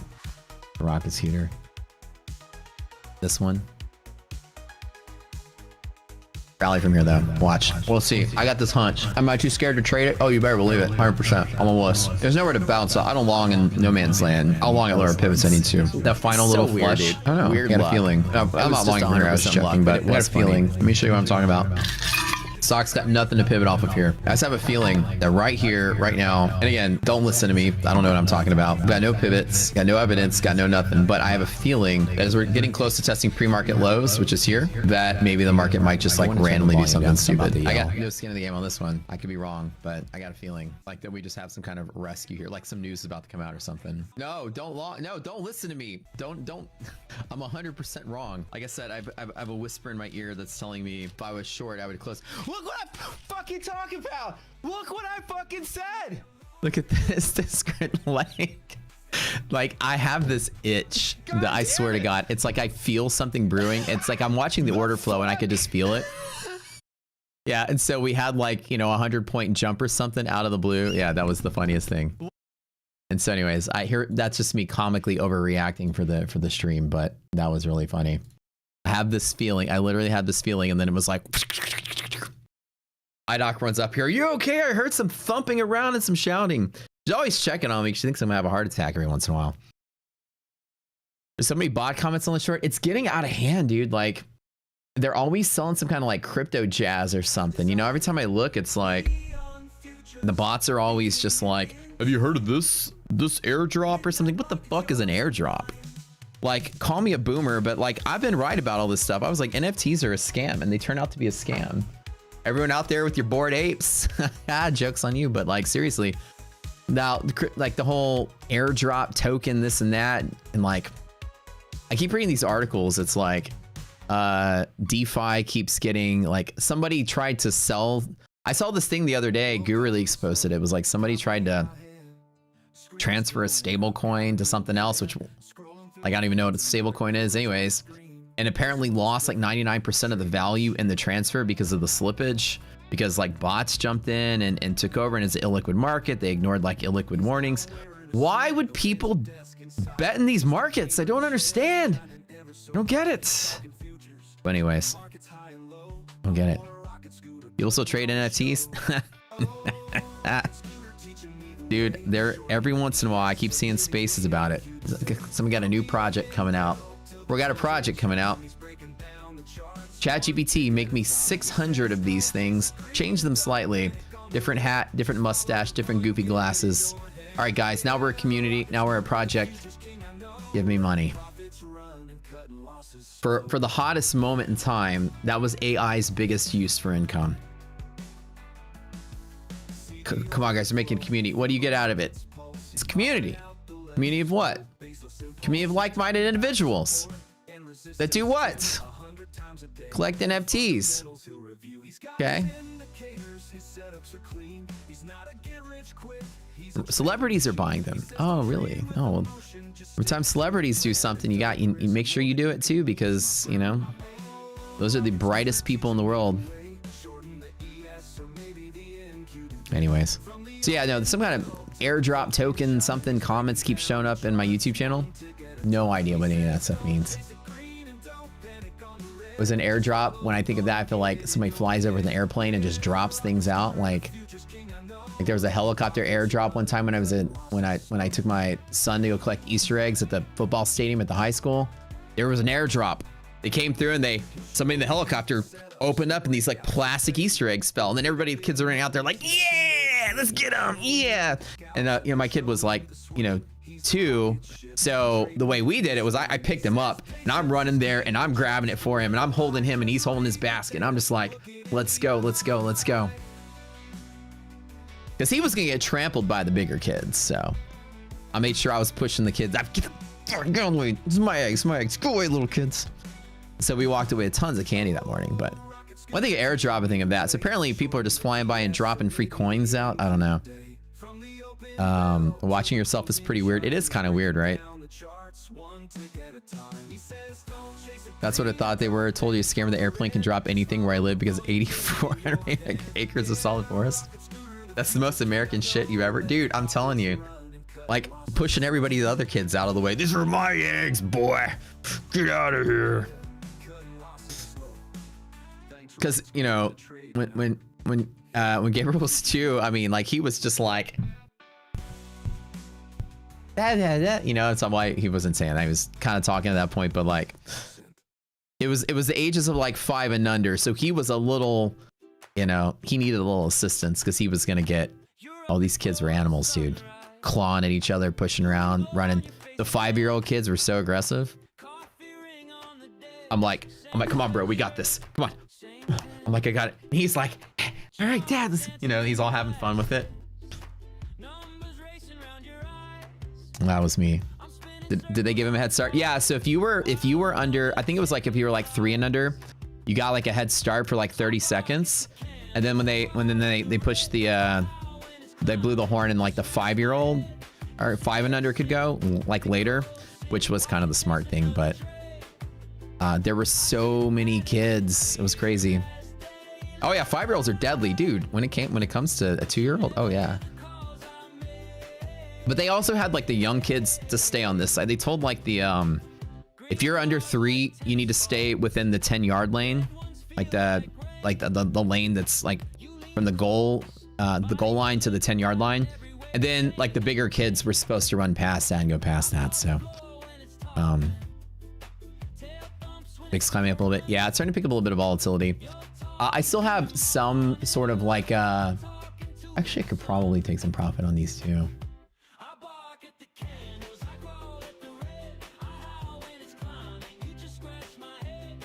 I lock some of this in. I can hold for longer. I'm just so shy about this freaking market. And it seems like the correct trade is playing. Now, the bigger cluster pivot support, which if I'm missing out, I'm missing out, but the drop from here to here is it. I would not short anywhere below here. I would still bet that we hold this cluster pivot. So I'm actually going to fully take profit. I like where I am with this. And betting that just we close below DD band is one bet to take.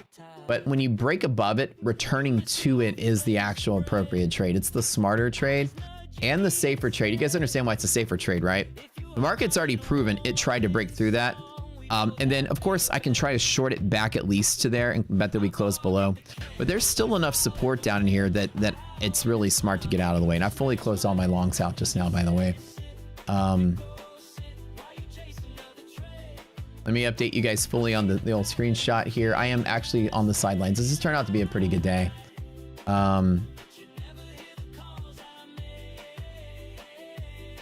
So...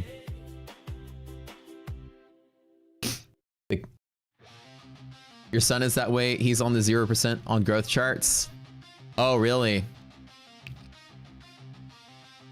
Kids are weird, man. Like it doesn't matter.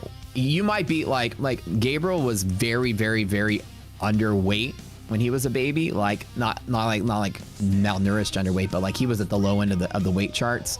And we thought he was gonna like grow up being small. He's actually one of the tallest kids in his class now. It's just so weird how hormones work with kids. Dude, your kid will go on a growth spurt, you won't even know it, and they'll be the tallest kid in their class. So we were like thinking like, oh dang, he's gonna be like the shortest kid and the smallest kid and the thinnest kid, and he turned out to be like the most athletic kid in this class, and he's taller than all the other ones. So once he got closer to like 4 and 5, he just started growing up tall. Oh, your kid is about to turn 18. Oh, I thought you were talking about you had like a baby. You're 5 foot in 9th grade, Austin, and then 5'4" in 10th, and then grew to 5'10", 10th and 11th, and now you're 6'2". Bro, if like it's crazy, right? Genetics is so weird. Yeah, I'm glad I closed out where I did. Like I said, this is a cluster support pivot bull zone with the 72 DD. There's no reason to bet that we sell through it. And I think I've made the perfect execution trade here. I allowed a little bit of overshoot on this play. I was really gonna aim to it at 90 because I knew that's where that support was. And then once I got the play, I just closed out. And I think that that's smart. No evidence it's gonna sell off. VIX is actually in decay right now, and until Trump starts talking, there's really nothing else to do. I could take one more short off of the upper MHP, which is also an appropriate bet. I usually don't short off of DD band when the ratio is greater than half, so I don't have that. But I could take one final bet that we resist here, because MHP resilience is actually coming down. On a second tap, it'll be a weaker. It'll be a stronger resistance pivot on the second time. Just shop like crazy. Yeah, I know, right?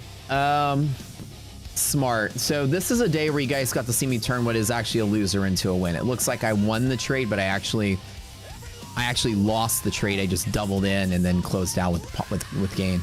So a part of my win rate that actually goes up is managing a losing position. I consider today a losing day, even though you might think that's weird that I made money. I got the trade wrong, so I had to add a little bit more risk to play at the cost basis to take a bet that we did close, or at least attempt to close below the green band, and I got the play. But this is just cost basis management. Like I said, I was shorting from here. I got in with like 26 or whatever. I closed the 19, went up. I hit it about was like 32 or something. And then as soon as we fell, I closed down to 20. And then when it fell to here, I just closed out the whole thing. So that was worth about 10K, but not really considered a winning trade because it overshot my pivot, and I just basically changed my cost basis to take a neutral or a get out of the way and to actually profit with it. So technically counts as a win though. But I'm a little too smart to bet that it falls farther from here. It's going to need some news to bring it down. Other than Trump is talking, like I said, when Trump is talking, the ability for him to move this market will be crazy. Like here to there. Yo, this is a good song. Which one is this? Oh, this is the Wrong from the Right Place. I think this is Simon Fraser's version, right? Was that yours, Simon? Yeah, the chart was soft. Couldn't get it up. Hold on. But then The Wrong from the Right Place. That's such a good one. This is a possible move, but I'm gonna say I would limit my trades from here to here. If I was like really wanting to long this, I could take a scalp off of that. I could take a scalp off of that, but I'm gonna say if we lose, typically if we lose DD band on NASDAQ, a lot of times it doesn't like to hold this half gap. So watch resilience very closely and see what this is happening to do today. Something like this that falls, it's probably going to try to test some highs. Probably going to try to work its way higher. Like I said, I'm concerned that we might actually get something like that today. That's why I took the scalp and I'm chilling. Pretty good day today.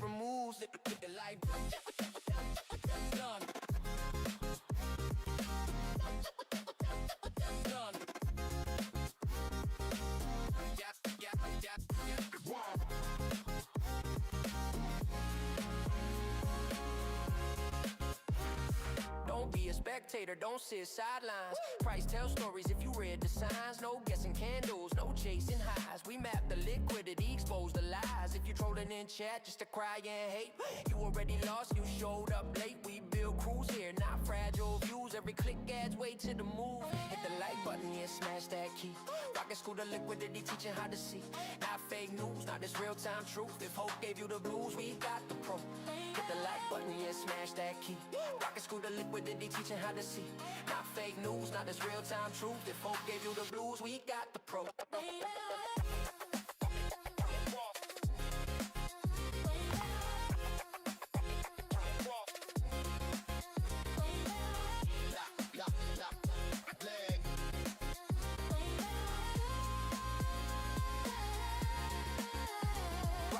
Framework, market education, from open to close, pure navigation, HP, MHP, where the money hides. See who's trapped and who survives. This for traders tired of hoping and praying. Want confirmation before risking the playing. You want giveaways, then participate. Like count rise and watch it translate. Don't be a spectator, don't ride the sideline. Markets moving fast, better get in line. No trolling, no cry, baby attitudes.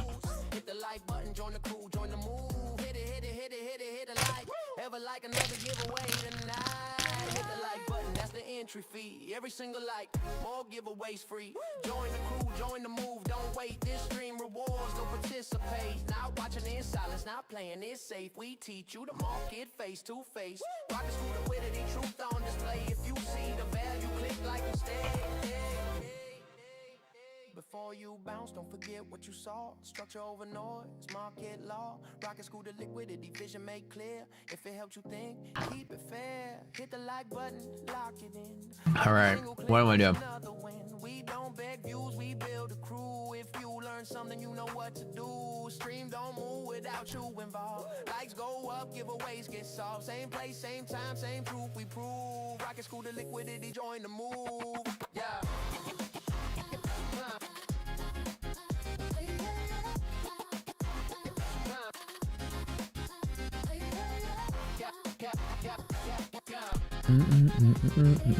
Now, do I want to tap it a second time?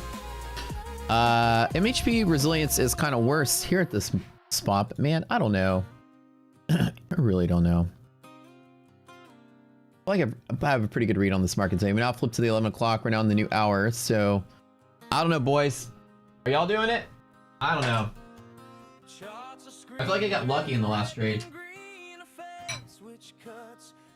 I feel like I got lucky, right? Y'all feel like I got lucky? Day traders sweating through the night, clicking fast, hearts racing, the wild chasing, profits feeling wild.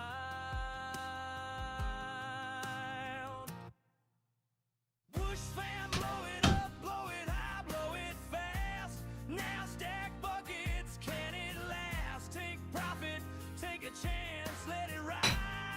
Put it right. Dude, she's making like the best matcha. I'm kind of excited to be going into the tea business as well. So I'll let you guys know 2 new business ventures of ours. We're starting a little fitness empire, and for her, we're reopening studios all over Houston. That's the goal. And then I'm getting into the tea business, which is going to be we're designing a custom, like brand new from scratch, kind of like Vietnamese inspired matcha, like Vietnamese inspired not only by recipes but more like architecturally, for like Vietnamese coffee and matcha shop. And I'm really excited about it because my only hesitation of it is that I've never done anything like this. Well, I mean, I've been in the restaurant industry. I've experienced with that, but like tea though, this whole different thing.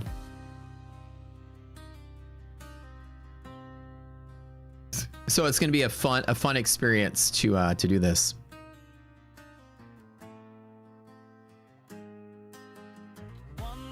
So we haven't really. I'm not gonna really do a lot of like I just tell you guys generally what I'm doing. Like I don't really publicize. If you ever see my Instagram, it doesn't show any of my business stuff. Like I'm very private about everything, so I'm just talking about it generically. But maybe when the tea shop comes out, I might start making a fuss about it because everyone. Like I promise you, there's some weirdos online. If I let you guys know, where I live and what I do and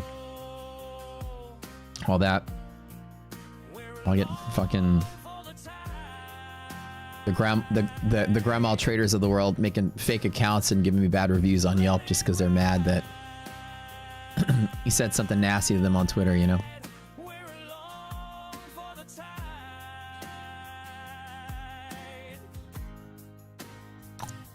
What was your first fun? Wait, what happened, Matt? You blew your funned on your... Oh, bro. I'm sorry to hear that. Your gut tells you to short, but your brain tells me to go long. That's exactly where I am, too. My gut tells me to go short, but my gut tells me Trump's about to start talking. And I don't know... The fact that we've supported here... NVIDIA took a second bounce. It's starting to look pretty solid. Honestly, it is a coin flip from here. And generally speaking, I think that the bear play is the bigger play for the economy, but it's really hard. It's hard to overlook the fact that the moves took place both in Asia and in Europe. So both markets went up, and here's that second short that I was saying I might want to take. I didn't take it though.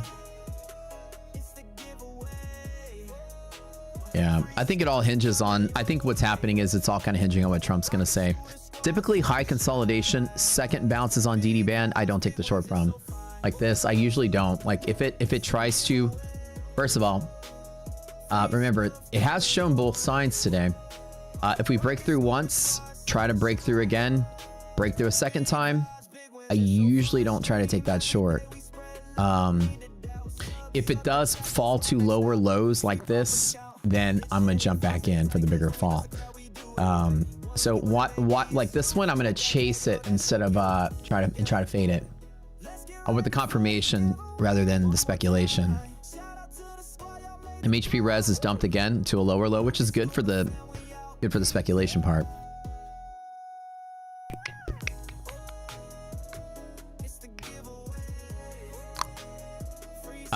Can't wait for the prop set to go live. It's really exciting how close it's getting. And you guys got to thank your team. Like when you get to meet who they are, they were working all weekend for this. So in reality, we have the best team ever. And I didn't even ask them to. I just asked them like, could we do this, you know, before next week? And all weekend, we had meetings all weekend. It would have been like a dream come true of mine to have it done by today, and it was done by today, which is fantastic. So speaking of, I gotta talk to my team here.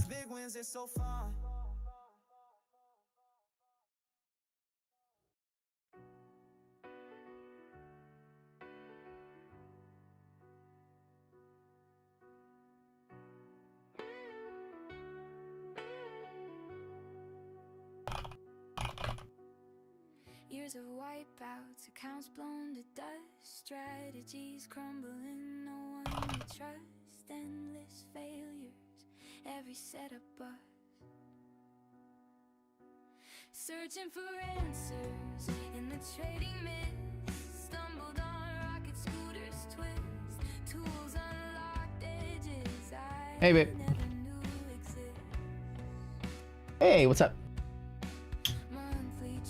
Hello. You smell good. Yeah. Is that shower? No. Well, yeah, it's a shower, but also like, Which perfume is that? what do you think? Oh, another 13. Yeah. Yeah, that's good. That's my favorite. That's my favorite of yours. I love it. Sugarland? Didn't you just go there a couple days ago? No. But I was dying. I actually don't know because I think Monstera's dying over there. I need something while you're there. Okay. What is it that we needed? Something you said was in your garage. Are you gonna take the moss there? It needs to be cleaned though. I don't want to car wash. I don't care if it's clean. You drive it there? I'll Uber you back in Uber Black. Okay. Yeah, I can. Right. If that's what you want me to do. Yeah. We needed something else. You were like, it's at the house. And you're like, I was gonna get it. There was something I asked for and you're like, in Sugarland. Is there something we needed recently? What have we been doing recently? Chairs, tables, benches, hanging up paintings, gardening.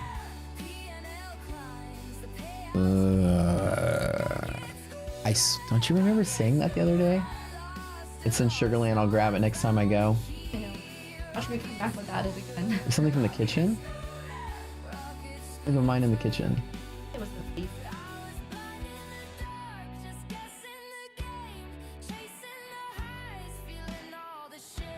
Was it kitchen utensils? Is it something I was cooking with?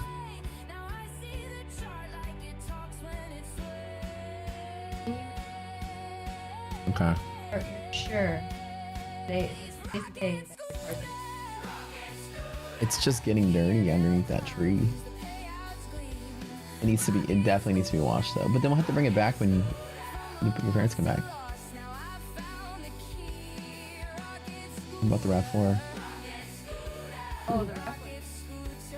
Why? No, they're RAV4. Oh, they're RAV4. Actually, Oh yeah. Okay. Never mind then. I would. Okay.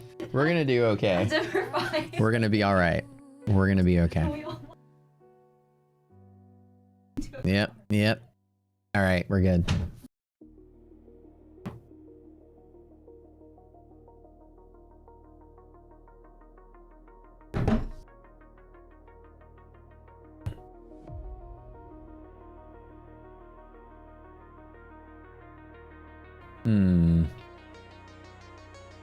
We're good. Dude, I swear we had a conversation. She's like, what there's something that I was like, hey, this thing is missing. This is what I feel like I'm like, hey, where is this set? Or hey, we need one of these, or hey, we got whatever it was. And she's like, oh, it's back at the house. We have another house. Our family lives in Vietnam, but we have a house for them here that we maintain while they're gone. So it's also serves as like our storage for like all the stuff that we need to store for, because like pretty much nobody's ever there. We're the only ones that are ever there, really. We go there and water the plants and do the yard work and take care of it. We've been trying to convince their parents to let us sell it and then get them a house closer to us, but they want to keep it because it's like 45 minutes away. So she goes down there and I go down there sometimes too to take care of things.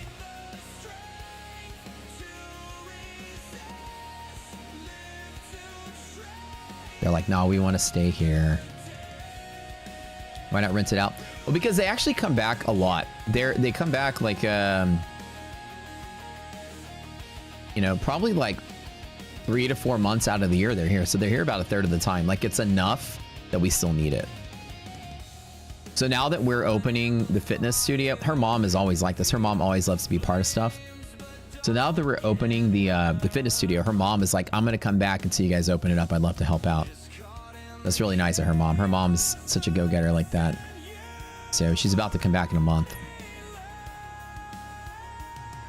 But also it's because mostly the tea business thing is going to be like, I'm investing in her niece. So the family all wants to get involved to make sure it's successful. So I'm just the investor of the equation. I'll be probably 70% owner of it. I'm probably going to give her 30% of the initial location, and if we start turning into a franchise business, I'll give her equal share of the whole thing. Probably. I haven't really thought it through, but the concept, I'm betting on her for the concept, and I'm gonna let her work to keep the equity. And then married, not yet, not yet. That's coming though. We've been talking about when it's gonna be and all that. This is like a 30 Seconds to Mars vibe. It really does, dude. It sounds good, right? I saw 30 Seconds to Mars live.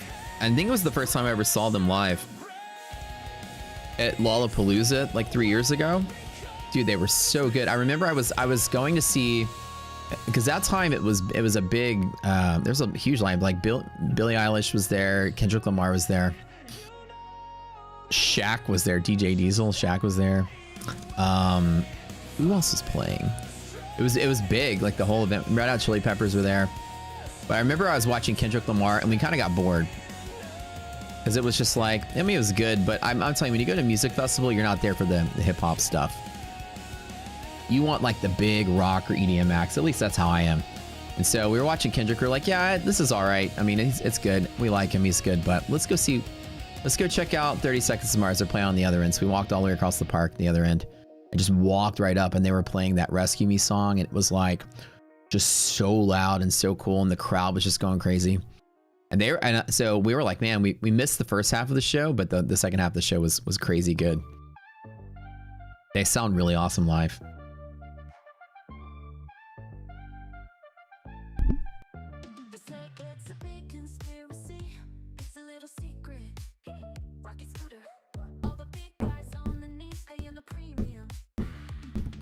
Is the community invited? What, to come over?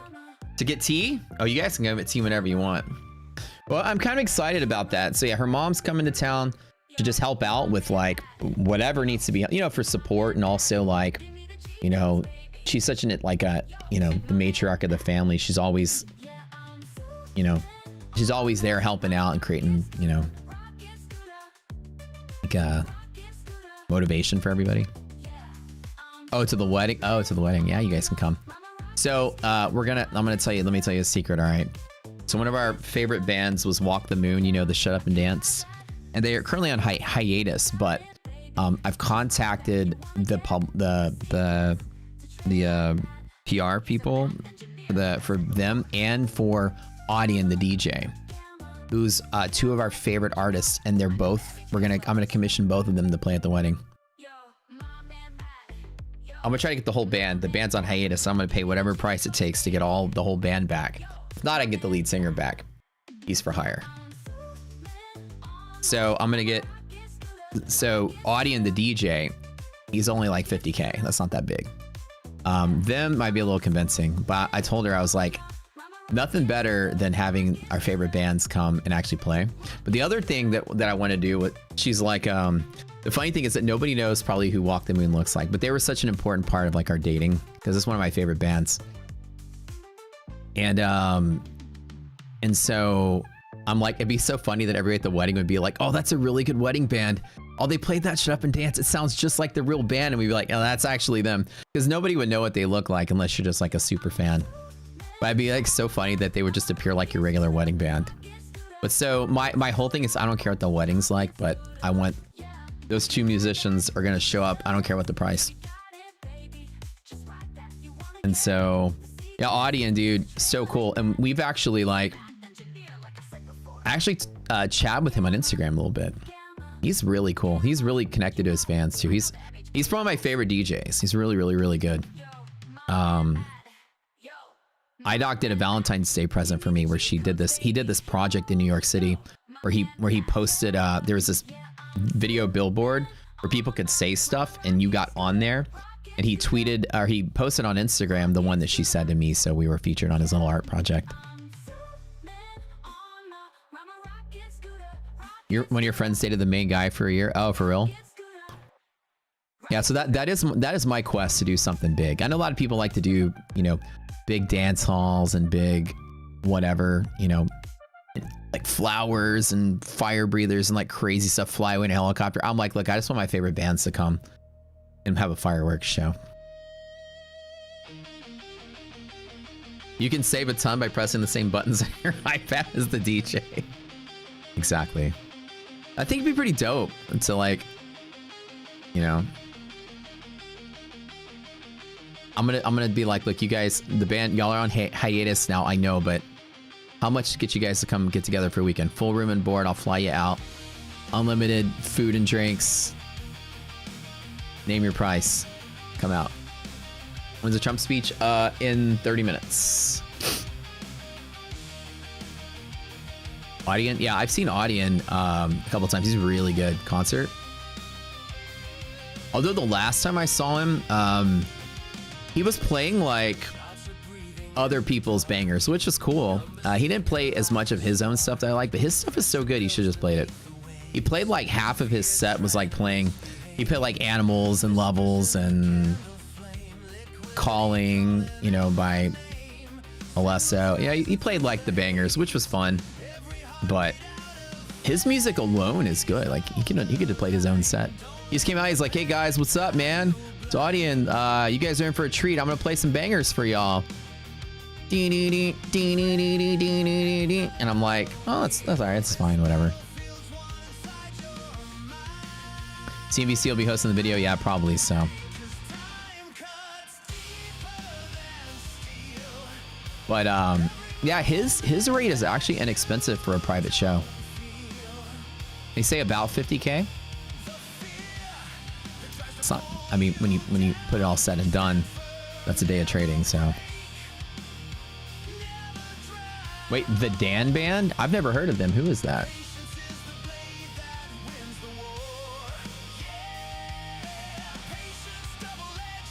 Let me look them up. Dan Finnerty, the Dan Band comedy.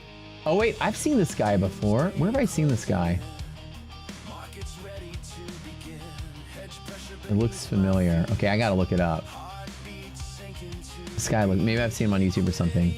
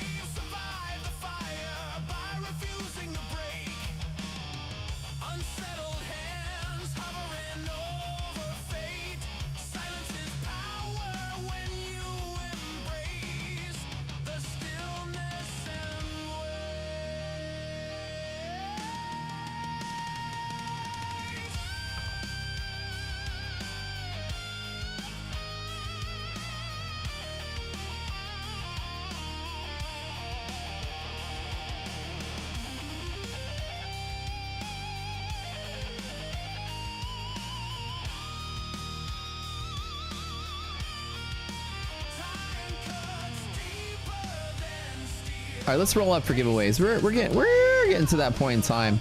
Time to roll up for some giveaways. You guys want some free prop accounts? I'm kind of feeling the need to give away some free stuff. Bot tricks not be in Spanish. That's okay.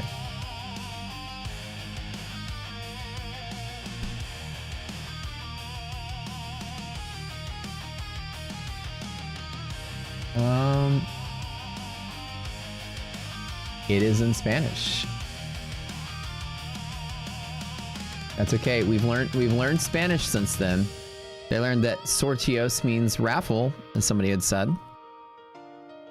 Ganador means winner, I believe somebody had said. All right, I want to clear out the participants. ETF, the first one we always like to do and give away. ETF, 10K as always. You can type in ETF to get started. You're already a winner, Matt. I like to believe you're a winner. Okay, we have second tap at MHP with MHP resilience being close to 0. The idea that we press into it like this and we've held DE band, I'm not taking the short. It looks like it's consolidating for a higher press. I would not personally be shorting this. I'm on the sidelines safely with my monies.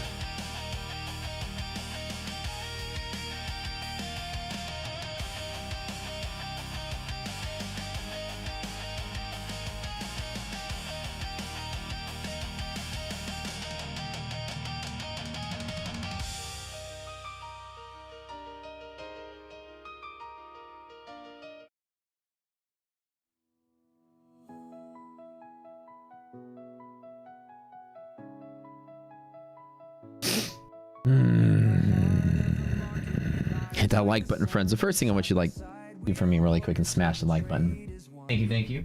Rocket scooter fires up, igniting our dreams under Matt's lead. We're a force extreme. Numbers dancing on the screen, so bright. Through the highs and lows, we fight the fight. Matt's our anchor, steady as a rock. Together we outsmart that ticking clock.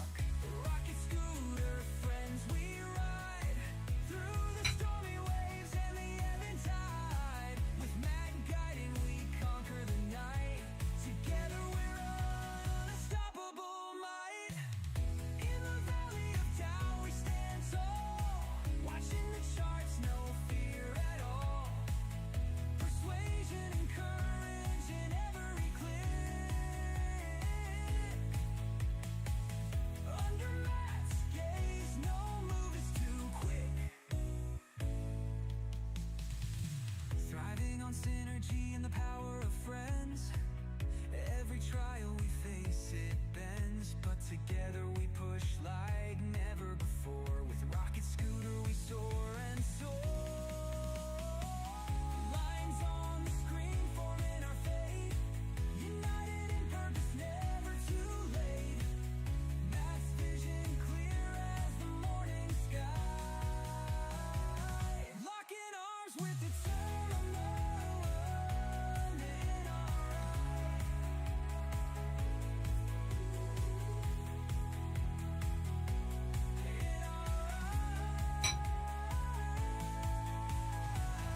Rocket Scooter friends, we ride through the stormy waves and the ebb and tide. With Matt guiding, we conquer the night. Together we're an unstoppable might.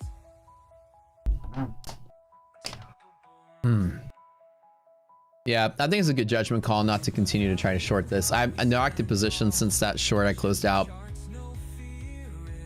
Looks like you got the main account back up to close to 500.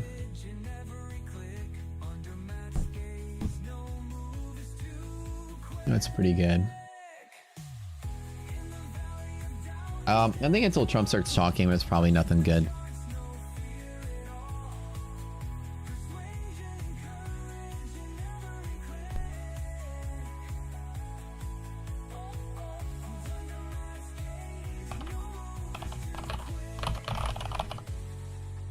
Rockets too flare and nuns too quick and alright.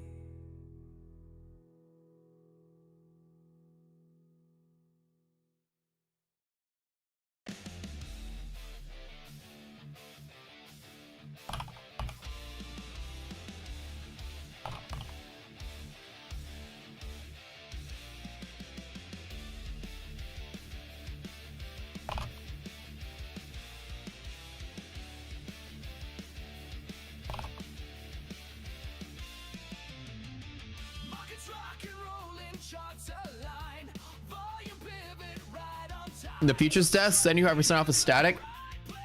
Yeah, so futures desk is a pretty cool. So in the prop space, they're unique. Like they don't do a sim funded program like a lot of props do. Futures Desk has a unique program where they go straight to live. Like as soon as you pass the eval, you can go to live. So basically, you pass your eval within the number of days trading, and then you have to make like another $1,000 or something once you pass, so, something like that, and then they push you to a live account. It's kind of cool.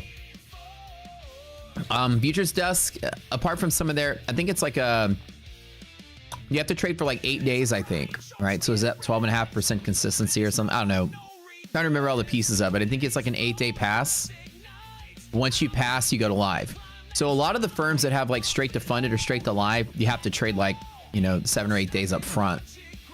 And it's harder to pass. There we go. 14% consistency in the viral it said.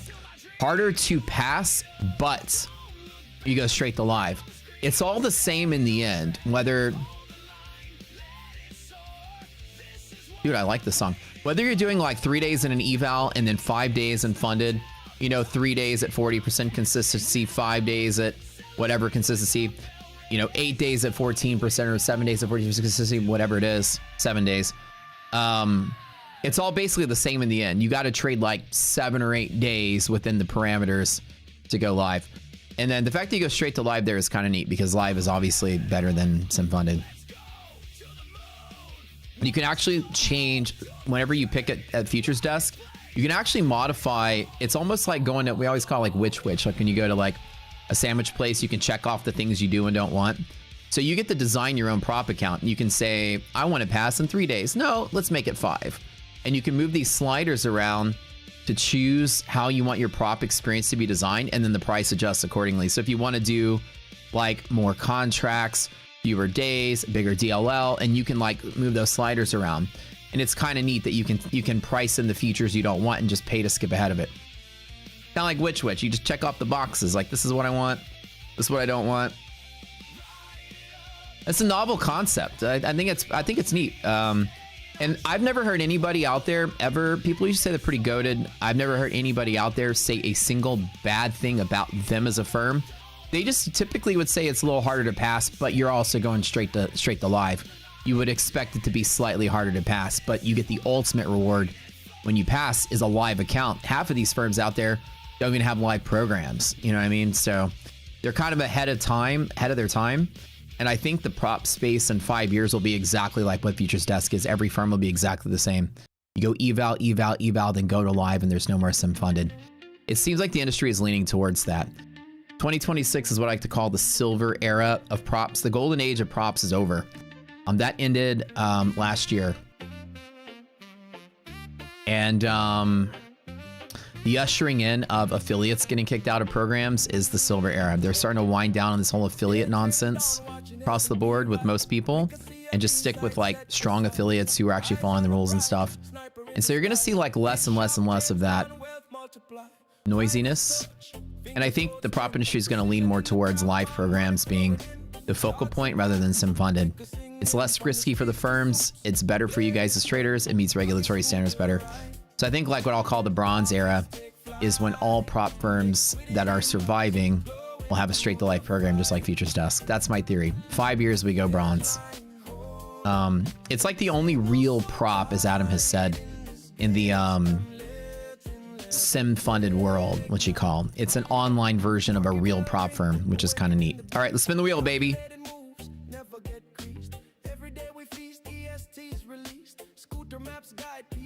And that's the only futures program that does this live program at the moment. No, there's others that have a live program. They're the only ones that go straight to live. Pretty much most of the big futures prop firms, as we call them prop firms, are really sim funded firms.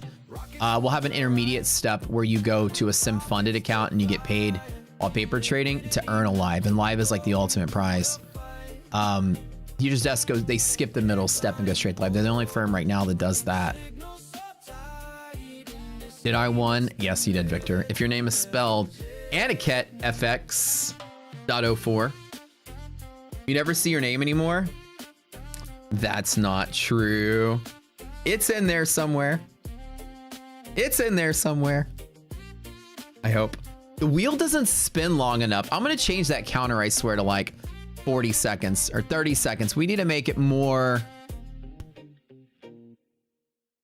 Aniket, you here? All right, cool. All right. Aniket FX.04. Wait. You're Aniket FX04. You're not .04. Hold on. That's not the right name. That's not the right spelling. I don't see the dot in your name.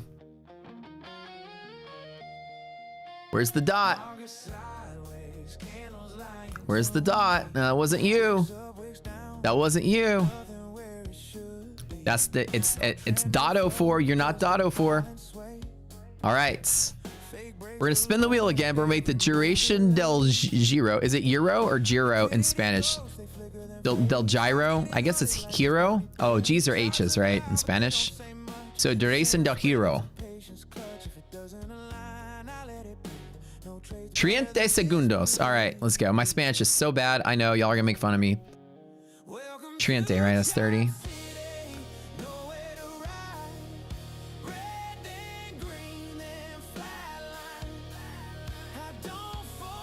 The correct one finally typed. Oh, too late.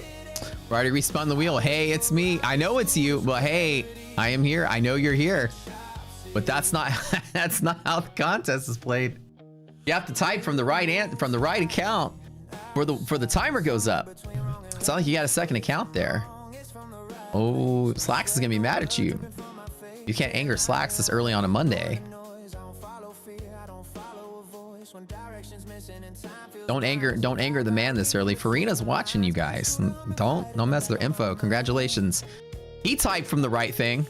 All right, we'll do one more in just a second here. I think the next one I wrote, whatever it was. We get them likes up in the stream. Thumbs up button, you guys do me a favor. 536. We need to get to 550. I'll throw you guys in my Fun of Futures account in a little bit as well. 550. Hit the thumbs up. Do us a favor. If you haven't subbed to the channel, please sub to the channel. Appreciate that.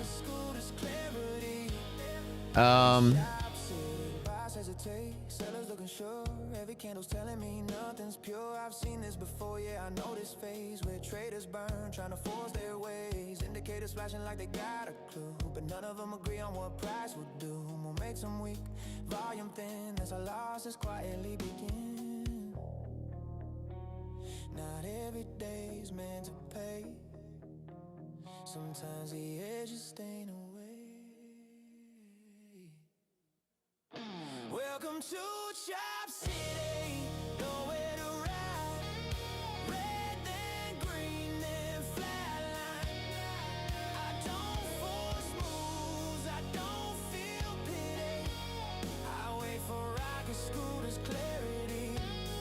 He's at the right place at the wrong time. He was wrong. He was wrong from the right place. Wrong from the wrong place.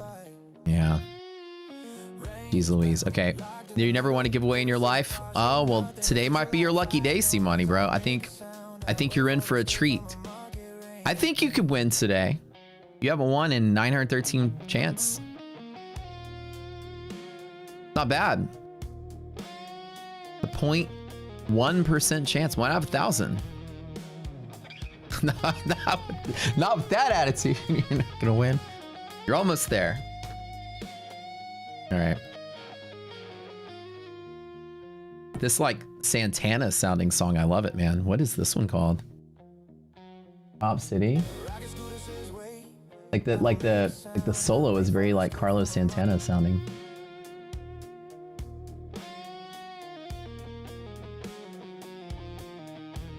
That's one of the first concerts I ever went to as a kid too. The first concert I ever went to as a kid was Hootie and the Blowfish with my mom. I'm not gonna lie, it's a pretty damn good show. Hootie, Darius Rucker is a very good musician, even like in his solo stuff. The second concert I went to was Guar. I really started hitting the good stuff. I think the third concert I went to was Santana. Or one, maybe not the third one, but one of the first concerts I went to as a kid was Santana. When he was big, remember he had all those hits? He had that one album that he did with everybody. He had a song with everybody, like one with Rob Thomas, one with Michelle Branch. You guys remember that album in the 90s? He was touring for that album. Maybe that was maybe not one of my first concerts, but it was when I was in high school. Because I've been going to concerts since middle school. Maybe that wasn't my first. My memory's so bad. But I remember I went to. He was like him, and that one album that won all those Grammys. That's a really good album. Oh yeah, Smooth with Rob Thomas.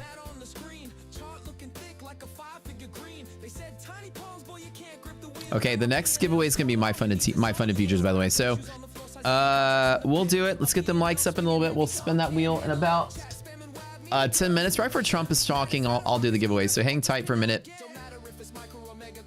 That was definitely 2000s. Yeah, now that I think about it, that was definitely That was definitely like later in my years. Yeah, because when I was in middle school, and I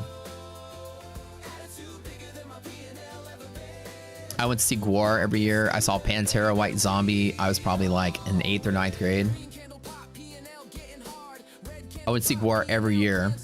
Every year. You guys don't believe me, I'm a huge Gwar fan. You know, I'm a metalhead. That's like all I ever listened to as a kid. Hold on, let me show y'all something cool.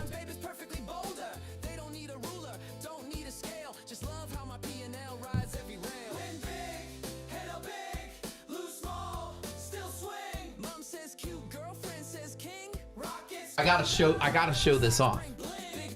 I gotta show it off. Look, I ordered this online. Look at this. Boom. And hold up. Look, autographed by every single member of the band, except for Brocky, because he passed when they did this art exhibit Beyond the Streets. But pretty much everybody's in here. Simon Hyman, Techno Destructo, Beefcake the Mighty, Jizmac to Gusha, all of them, man. I got them all in here. Grodius, the new guy. Right? Sleazy P Martini, I got all of them in here. Anyways, boom. Dude, this is actually a pretty kick-ass book. It's like the history of the band and like what they did and where they came from and all the neat stuff that they did. Anyways, one of my favorites. And a authentic vial of Gwar's blood of their enemies. This is authentic Gwar blood. See, I'm a big fan. That's generational wealth. Oh, 100%.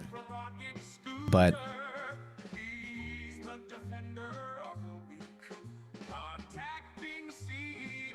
when I was a kid, we would go see them every single year. They'd come. They'd play at the Abyss in Houston, which club's not even there anymore. But you're a lifelong metalhead. Let's go. I had so much fun, and the funny thing was my mom didn't trust the area of town we were in. She didn't care that I'd go into a mosh pit and probably walk out with like a broken arm or something. She mostly cared about the area of town. Me being like 12 years old and stuff. So she would drive up to the Abyss, take all of our friends out there. They're like, thanks, Miss Cowart. All right, you boys have fun. And my mom would go sit at the bar and just drink a glass of wine and just chill. While me and my friends were getting the shit beat out of us in the bits. Come back up with like fake blood and goop stuck to us. Just face caked with like sweat and gunk. How did you guys do? We're like limping back to the car. Oh, it was great. Oh, it's good. And we climb back in there. The Gwar pits were always just brutal for the sake of brutal. People just go crazy. I think the most brutal mosh pit I think I ever was in was for the Pantera concert. That was unbelievably raw. You have a competition for the next RS streamer? What do you got? What do you got for us? I kind of made a joke. We went to go see Coheed and Cambria last year. And it was really funny because when they played Favorite House Atlantic, which was like one of their bigger hits, a mosh pit broke out, and actually IDOC filmed it because she was standing. She never goes to concerts with pits or whatever, but it was like a cute mosh pit. It was like a bunch of aging millennials, right? I could tell you, like, everybody at that concert was wearing khakis and dude, the metal community in Mexico, dude, 100%. Like, I'm not gonna lie, I feel like Mexico has one of the coolest, just because like Mexico is such a community oriented country to begin with. I feel like the metal, there's so many just like so many people in metal are from Mexico, so many singers and stuff. So speaking of Coheed and Claudio, also I think Claudio is also Mexican, right? So yeah, the culture metal is so crazy in South America, especially anywhere in South America. Anyway, so when I went to Coheed, it was so funny because everybody there was wearing like khakis and polo shirts. You could tell millennials fucking moshing and in their Dickies pants, you know what I'm saying? And their Banana Republic, 3-button polo shirts with like but the key card for like Schlumberger still hanging from their pocket. It was hilarious. So we're there, and then all of a sudden, like it's like a circle of death started forming where people just kind of like did this and like started like, okay, there's a little pit breaking out and people are throwing each other into it. And IDOC was like taking steps back. She started filming me. She's like, don't hurt yourself. I'm like, I'm gonna go in there and see what it's like. And there's all these guys that were standing there. You could tell they were like in their 40s, and they were like, whoa, bro, hold my beer. And then he'd like throw his friend into it, and his friend would like come back and be like trying to throw him into it. And they're giggling and laughing at each other like, you mosh, no, you mosh. And I'm like, man, millennials, bro. Like you could tell they're like, I haven't done this since college. So it was adorable because it was such a light song. You know, Coheed is like not the hardest band at all. But a little millennial pit broke out with people that didn't want to injure their backs and stuff. Mosh pit at the Travis Scott Astroworld concert. Oh, dude, that was crazy. Anyways, it was the most mild moshing I've ever seen in my whole life. But somebody did get their nose broken, which kind of was like, okay, that's neat. That takes me back. Poor person, but yeah, there was one person that got elbowed in the nose and they were carrying them out and blood was gushing everywhere. And IDOC was like, is this what a mosh pit is like? I'm like, oh, honey, you have no idea. No, not even close. This is a very, very, very mild version of that. You're in your 40s and you want to get into a pit, you're too damn old. I jumped into it for a hot minute, but everybody was just so like, it was kind of funny because like, you know, metalheads are pretty cool about it anyways. Like if you get hurt, everyone's going to stop and pick you up. People aren't there to actually hurt each other. But like everyone in there was just like smiling at each other. It was so weird because I feel like everybody was like, whoa, we're doing it. Oh guys, we're doing it. Oh my God, we're all, and like everyone's looking at each other smiling so big. And I'm like, this doesn't seem right. This is like nostalgia pit. People are just kind of like remembering what it was like when they were kids. It was the least hardcore thing ever. Nobody was acting brutal. Nobody was like swinging their fists in giant circles. There's no guy with like a collar with a chain doing this and the chains going in circles like that in the middle of the pit. Dude, I saw Mortician, which was a black metal band way back in the day. There was a guy doing that. Like he was like completely bald, face paint on. His ears were gauged. He had a collar and he was doing this.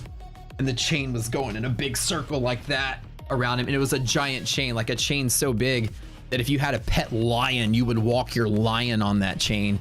It was like a thick chain, like it would anchor a boat down. So you didn't want to get near him. That shit's like swinging around a circle in the pit. You know, black metal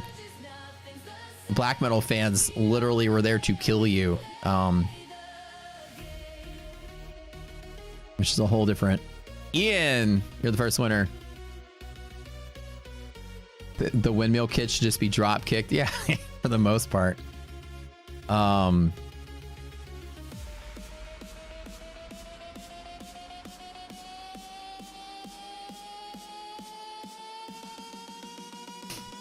Nose is such a bad design by nature. Too brittle. Your dog.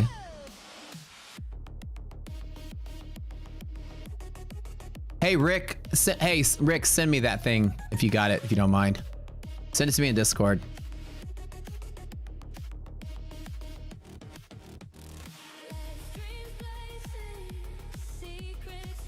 Congratulations, Ian.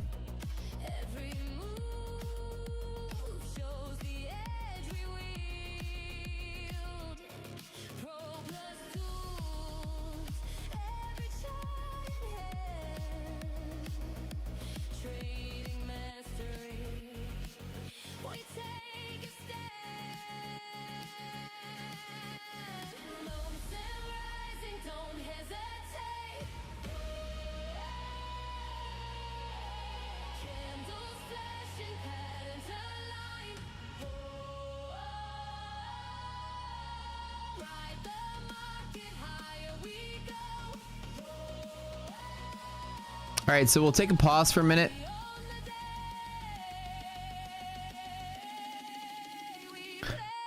$499,203 is current account balance on the million challenge. So I'm halfway to the goal, but man, it's just been such a brutal push.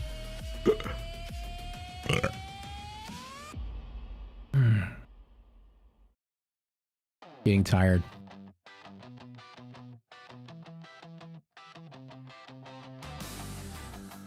Giveaway over for now. Yeah, for now. Trump's about to start talking soon. I've been losing my money since I don't know when. So I made up my mind, something has to change. Just look at me now. This is how I learned to be better.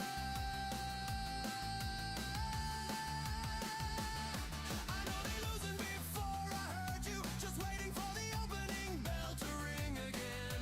One more look at the screen and we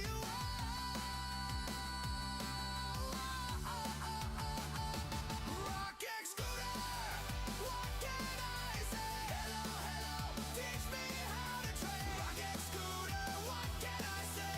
Hello, hello, teach me how to play. Rocket scooter, let's do this again. Oh my, how can these trains keep on winning? Rocket scooter, show me all these profits. Oh my, where have you been all this time? Yes, I've lost so many times, but since the day I found your stream, why, oh why did I ever go short?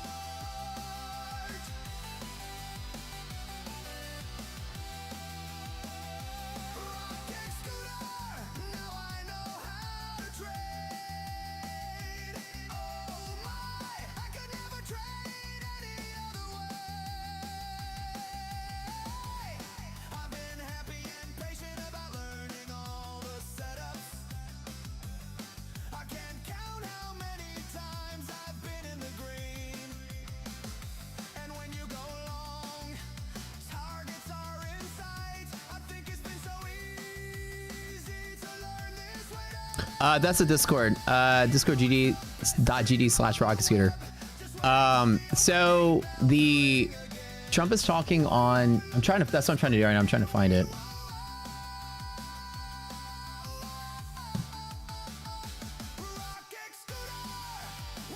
Let me see if I can Fox and do it.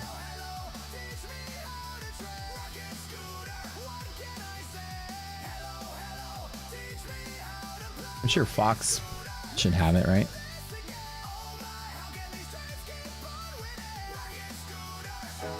The way you see an idea in your mind and shape it into something that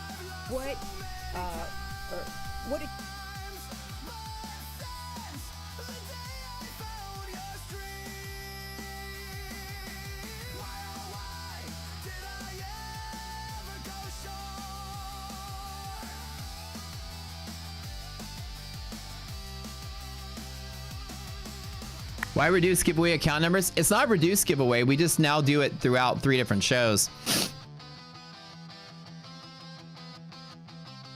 So now, like, I do giveaways, and Neon does giveaways, and Darb does giveaways. So we just spread it out further. Trust me, when the prop scoring website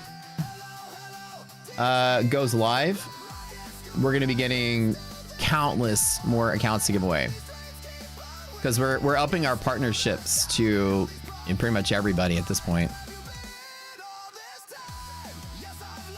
Why is volume so low? My volume or the music volume?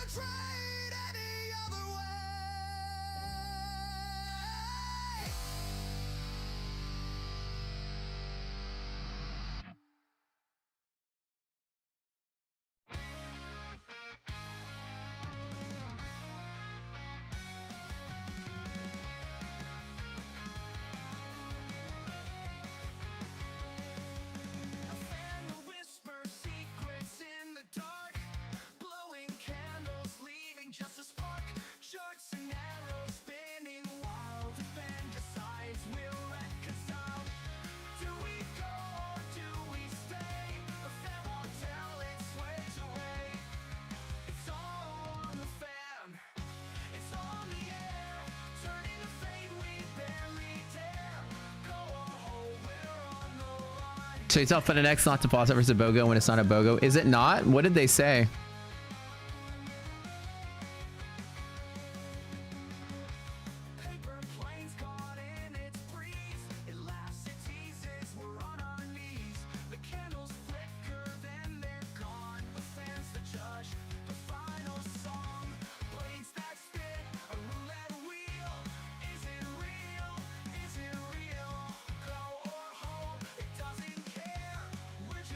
Wait, K-Sun? No, what are you, can you post in Discord?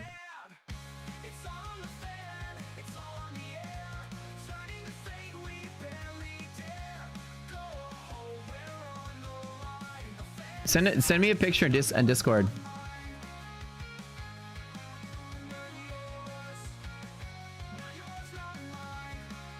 They said we violated their platform conduct enforcement. Dude, when I was affiliate for Apex, I had a poll. I was throwing polls on Twitter asking people if they thought they were scamming stuff. Like, they told me to take it down or else. Like, I got the text because of that. They didn't like our strong voice trying to bring awareness to the actual value of their accounts. I got the timeline, I got everything. Texting me, asking me to delete tweets about them. Or else. And I guess the or else happened. Of course I violated code of conduct. I'm not going to bend over and kiss the ass of the prop industry, my friend. I'm going to, the whole time, you guys, how many people in here remember? Everybody in chat, the moment they started trying to butter us up with dinners and wine and dine, was I asking you guys what y'all thought? And I was skeptical the whole time, wasn't I? Back me up. I had a poll in this chat, said how many people have been scammed by them. Who was here for that? I could pull the clips up. Multiple days we ran it, and apparently nobody that's, and I understand. I agree. I agree with the idea that they wouldn't want to work with us anymore because I'm not gonna pretend something's good when it's not. And more power to them. Good luck in their business. But the only time I ever brought them up in the history of being a streamer, in the 10 years I've been streaming, was in the 3 months they decided to fly out and start offering to take me to dinner and fly me out to New York Stock Exchange and ring the bell with them, fly me out to Max's event to sit at their booth and speak on their behalf. I turned all of that down. I said, no. I came up with an excuse. I ghosted them. I got texts where it's like, hey, we'd love for you to come out on behalf of Apex. We'll fly you out to New York. We're going to ring the bell at the New York Stock Exchange. And I was like, I got to get my hair done that weekend, guys. Sorry. Well, hey, we're going to come out. We're going to take you and your girlfriend to dinner. All right, I'll take the free dinner. We're going to give you accounts to give away. Okay, I'll take the free accounts. But I never stopped questioning, and this is the industry that just proves that they don't want you to ask questions. But if that's their retaliatory response, is that they got to say something about it, they don't want me making a video. I could. Hey man, take down your tweet or else. Yeah, it's exactly like that. All right, the poll that I put up that 1,400 people voted in and 70% of people said y'all are a scammer, that they wouldn't use you no matter what. Hey, I'll take it down. What, am I going to lose my code if I don't? You know what I mean? It's like that. Nothing personal. I didn't say they were anything. I had an okay experience when I traded with them. I never said anything personally bad. I just asked you guys, and you guys brought the awareness on your own. I put a poll up here and said, what do you think?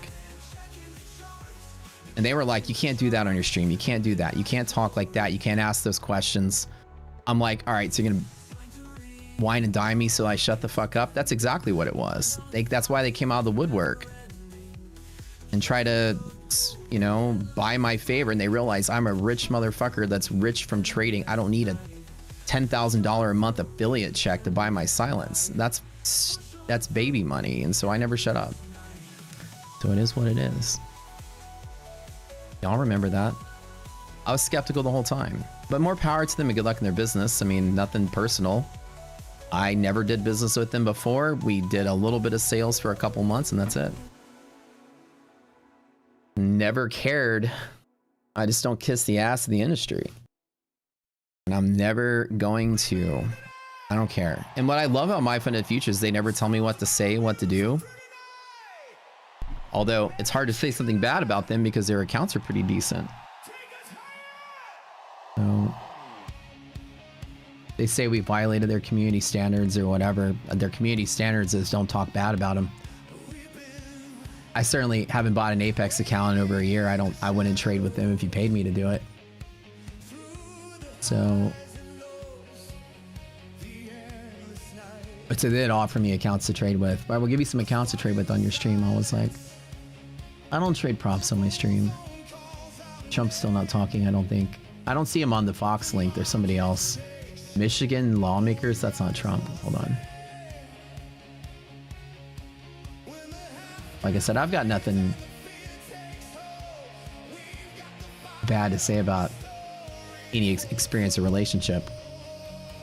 I just don't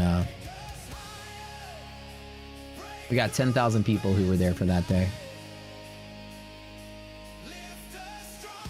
Michigan lawmaker. Okay, I guess Trump's not up yet. Not yet.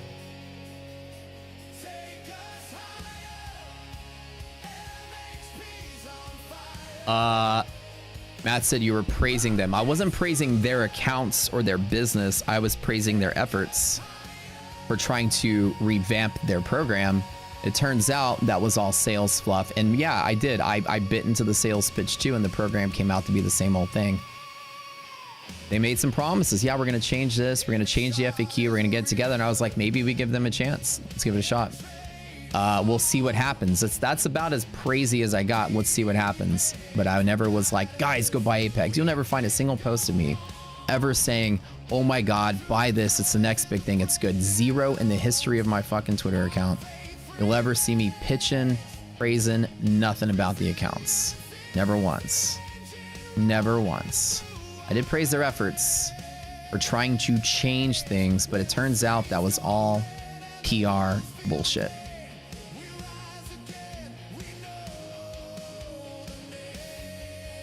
So even I can be fooled. Yeah, so basically, yeah, somebody said in chat, so basically they're saying if the customer and traders complain or say anything they don't like, they get screwed over and they'll get banned. Well, yeah, I mean, they ban people from Discord for saying the same thing. And again, I can choose to disagree with that, and I have no bad blood against them whatsoever. The people I met were nice. The people who worked there were nice. They were courteous, but you ain't gonna go on my Twitter and find me making like posts like, oh my God, this is the biggest thing ever. This is industry changing, groundbreaking, blah, blah, blah, blah, blah. Never saw that.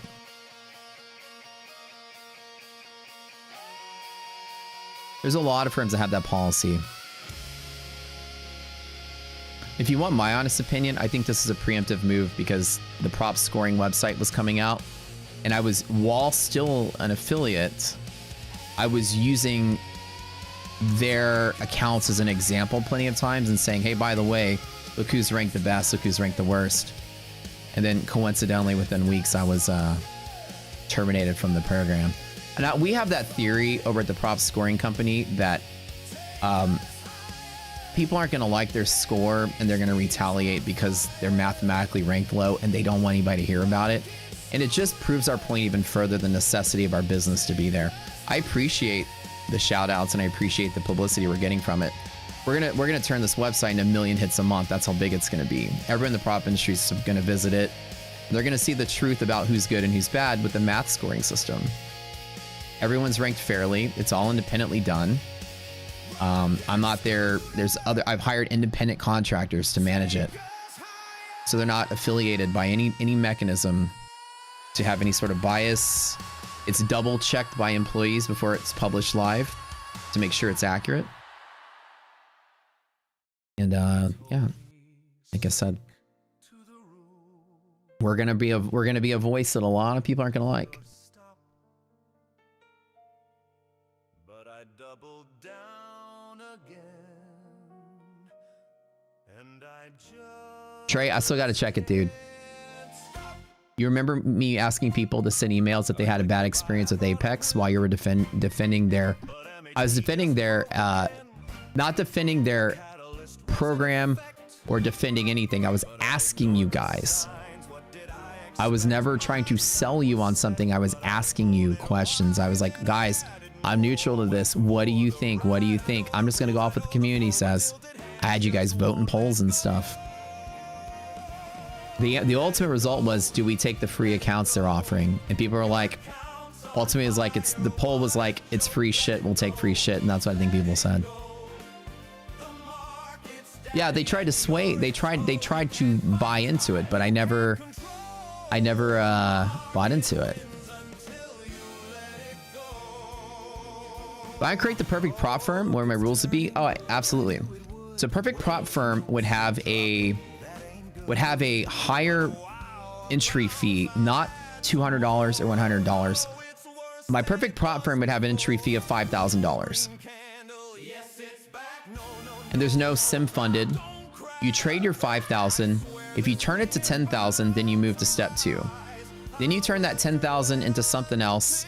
Then I'll fund you some money to trade with. You have to meet certain criteria of mine, of run up to drawdown ratio, expectancy, and this and that, and then I'll fund you with real money, which is a real prop firm. Like, I would never create a sim funded prop firm where the failure rate model was how I made income. I would create a prop firm where I found talented traders and I made money from talented traders winning at the market. So, and there would be stakes in it to where people wouldn't churn and burn and blow up and things like that, where if you put 5 grand in, you had to trade it successfully, and 5 grand minimum. Yeah. Like an actual prop firm. I would never start a sim funded firm because it's a bad business model. It's really hard to be successful in. It's very risky. One bad gold rally can make your whole prop firm insolvent, just like it did with funding ticks. Right. And I'd rather teach people how to beat the market rather than try to profit off of people's failure of trading. You double dare me? I wouldn't invest. That's if you made me make a prop firm. If you ask my general opinion, I wouldn't trust you guys with my money either. No offense. I barely trust myself with my money.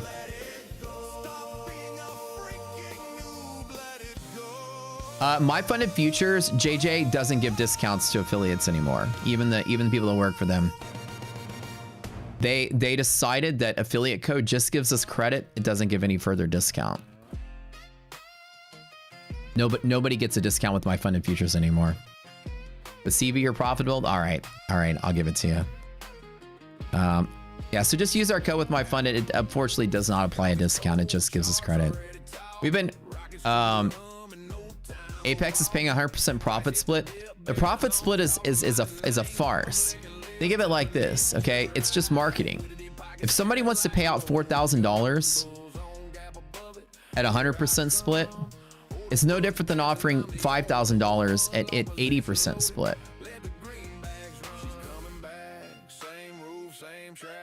Right? It's supposed to be 100%. It's the same thing. Like, the profit split is just a marketing it's marketing BS. You know what I'm saying? Nobody makes money on split. Remember, let me teach you guys, if y'all didn't know this about the prop industry, when sim funded firms are talking about profit split, there's no such thing as profit split. There's not even profit. You're not actually making any money trading. You're making paper money that they're just paying you a paycheck of. Their own pocket, their own money, they're just paying you. So a profit split in reality is just a marketing thing to cover up what it really is. It's really just a payout reduction. So profit split is just really payout reduction. They're just choosing to pay you less because they can. It's a way to fudge their numbers to make it work for them. So if a firm offers 80%, 20%, 80%, they're not keeping 20% of your profit. You didn't make any profit. They're just taking 20%. They're paying you 20% less. So the idea becomes like, how are they making money? Every prop firm is exactly the same way. They make money off of traders buying evals and paying resets, no matter how it's framed. When somebody was like, how is Funded X going to make money at 100% split? It's not the split that matters, and our prop website's telling you the same thing. It's the overall effect. It's the total payout minus the split is your actual payout that they give you. The way they market it just to be different from each other. If my fund of futures was a $5,000 payout at 80% split, it's the same thing as a $4,000 payout at 100% split. They both pay out exactly the same. The risk exactly the same. We're arguing for my fund of futures to get rid of discounts. Back in the day, no, not get rid of discounts. Get rid of exclusive discounts. That's a whole different story. For a normalization of the prop industry, to prevent like consolidation of power in the affiliate world, a lot of us were pushing for no more exclusive discounts, which basically means everybody gets 10% off, yet so-and-so affiliate can argue for 20% off because they're bigger or better or whatever, or get like for 2 weeks, 20% off using my code, everyone else gets 10. Arguing against that, because what that does is it creates an unfair funnel where the big get bigger and the small don't get bigger. And I was one of the people that was in the category of the big gets bigger because I was offered exclusive discounts. And from the standpoint of getting that blessing, I thought it was unfair because I monopolize and capitalize on the sales. And I think that like anybody that has the ability to do that, especially like marketing traders, I call them, they're not even really good traders, they're just marketers. Then they start to gain all the audience where the educational, talented traders are not able to grow. For the sake of the industry, I offered to give up a perk that I was one of the few people that got and argued that we should get rid of it altogether. And so I did tell people, and people were like, they're so dumb on socials. They're like, why would you fight against that? Are you just upset? I'm like, I'm one of the 10 people that get that. I'm like, it's a blessing we shouldn't be getting. It should be an even playing field.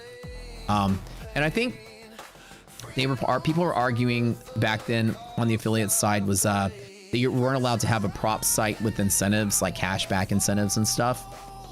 There was a big thing about that because again, it sort of unfairly consolidated and created a space race among affiliates to compete ultra with each other rather than actually promote the firm like they're paid to do. So the result of that is there's not really exclusive discounts with a lot of the big firms anymore. That kind of successfully went out.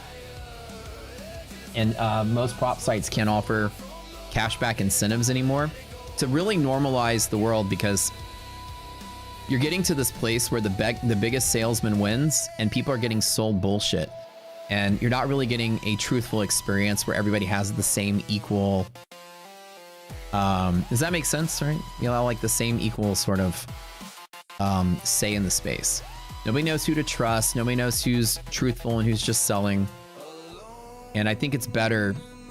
Now, my fund of futures getting rid of discounts altogether, that's not something we asked for.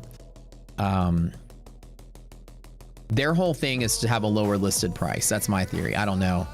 But I think that like when you're competing on a Google listing, right, and people are typing in prop firm costs, and AI says this prop firm is $100 and this prop firm is $90.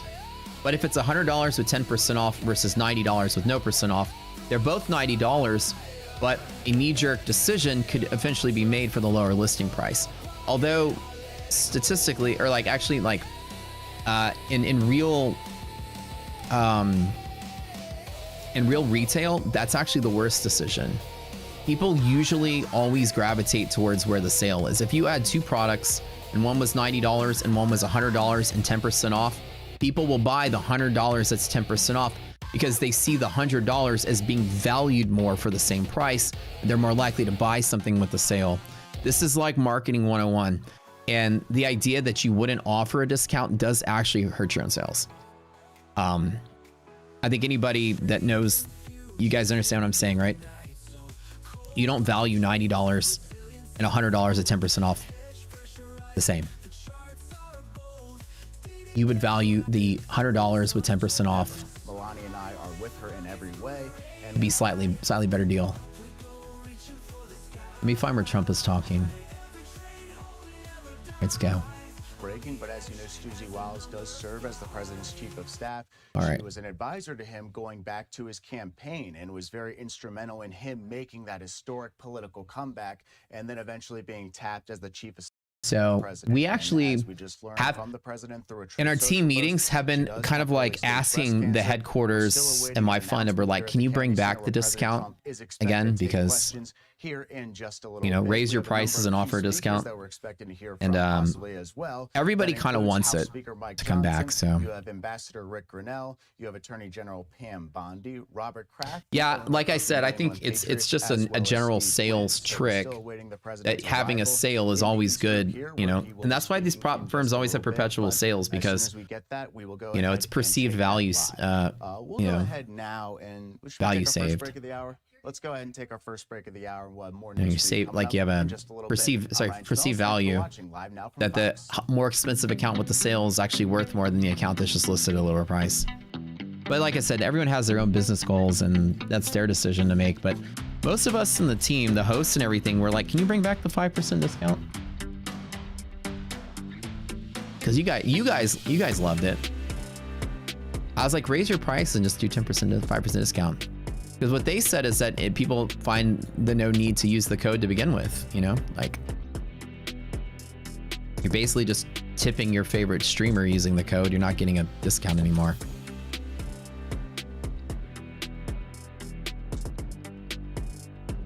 But I love My Funded Futures. It's one of my favorite prop firms in the history of all the prop firms. So I really have nothing ever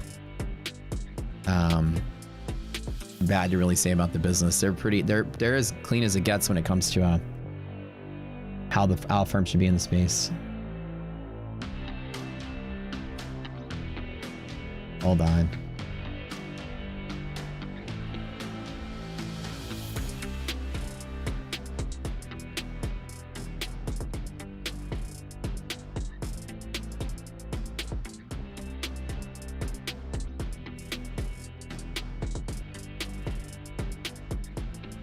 It works for a discount? Are you sure? I don't think it offered, I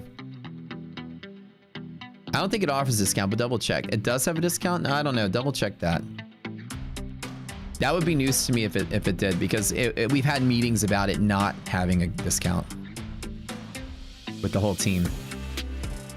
Oh, was it JCPenney and not Kohl's that ran that sales experiment? Oh, the one you talked about last week? So JCPenney? Okay. They rebranded its pricing strategy to fair and square, aiming to eliminate the high-low pricing game in favor of everyday low pricing. The outcome, the experiment failed significantly. Customers who were trained by decades of sales to wait for discounts lost the sense of urgency and the thrill to hunt to buy. That's what the discount creates. That thrill to hunt, right? The impulse buy. Like sale ends soon. We do have some breaking news to get to right now. We'll go ahead and show you that live. They lost billions of value. Holy crap. You have multiple officials. Ron Johnson was ousted and the company returned to its traditional sales coupon model. Was that the CEO at the time? Oh, fantastic. Thanks for sharing. Yeah, that's okay, so Madeline, let me start over. Okay, let me explain. Yes, you are correct. Y'all are all correct. Let me start over. Natively, when there's no deal, we don't get 5% off. It used to be when there's no deal, we get 5% off. When there's a deal, we get the deal. So let me rephrase that. Whenever they have a sale, our coupon gives you that sale. When they don't have a sale, our coupon gave 5% off normally anyways. That's the part that went away. We still get the discount when they have a sale, which is pretty much most of the time anyways. But at the native discount, we don't get like 5% off when they got nothing going on. So yeah, you will still get a discount in My Funded. Many of them probably have just learned this news that she does in fact have early stage breast cancer, and she's greeting House Speaker Mike Johnson right now. Is this the right place? We are expecting, based off what the president said, is going to remain in her position as chief of staff, and looks like everyone is standing up, expecting the president to walk in any minute now. So we'll go ahead and listen. There he is. Right now. There he is. Big dog on the stage. Oh shit, we're running out of time, you guys. Oh, y'all, one more giveaway.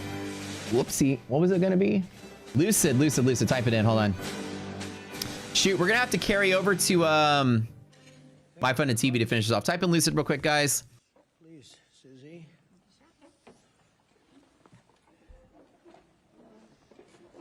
Yeah, so FYI, Madeline, hopefully that answers your question. Still use our code because if they have a discount, we'll get the discount.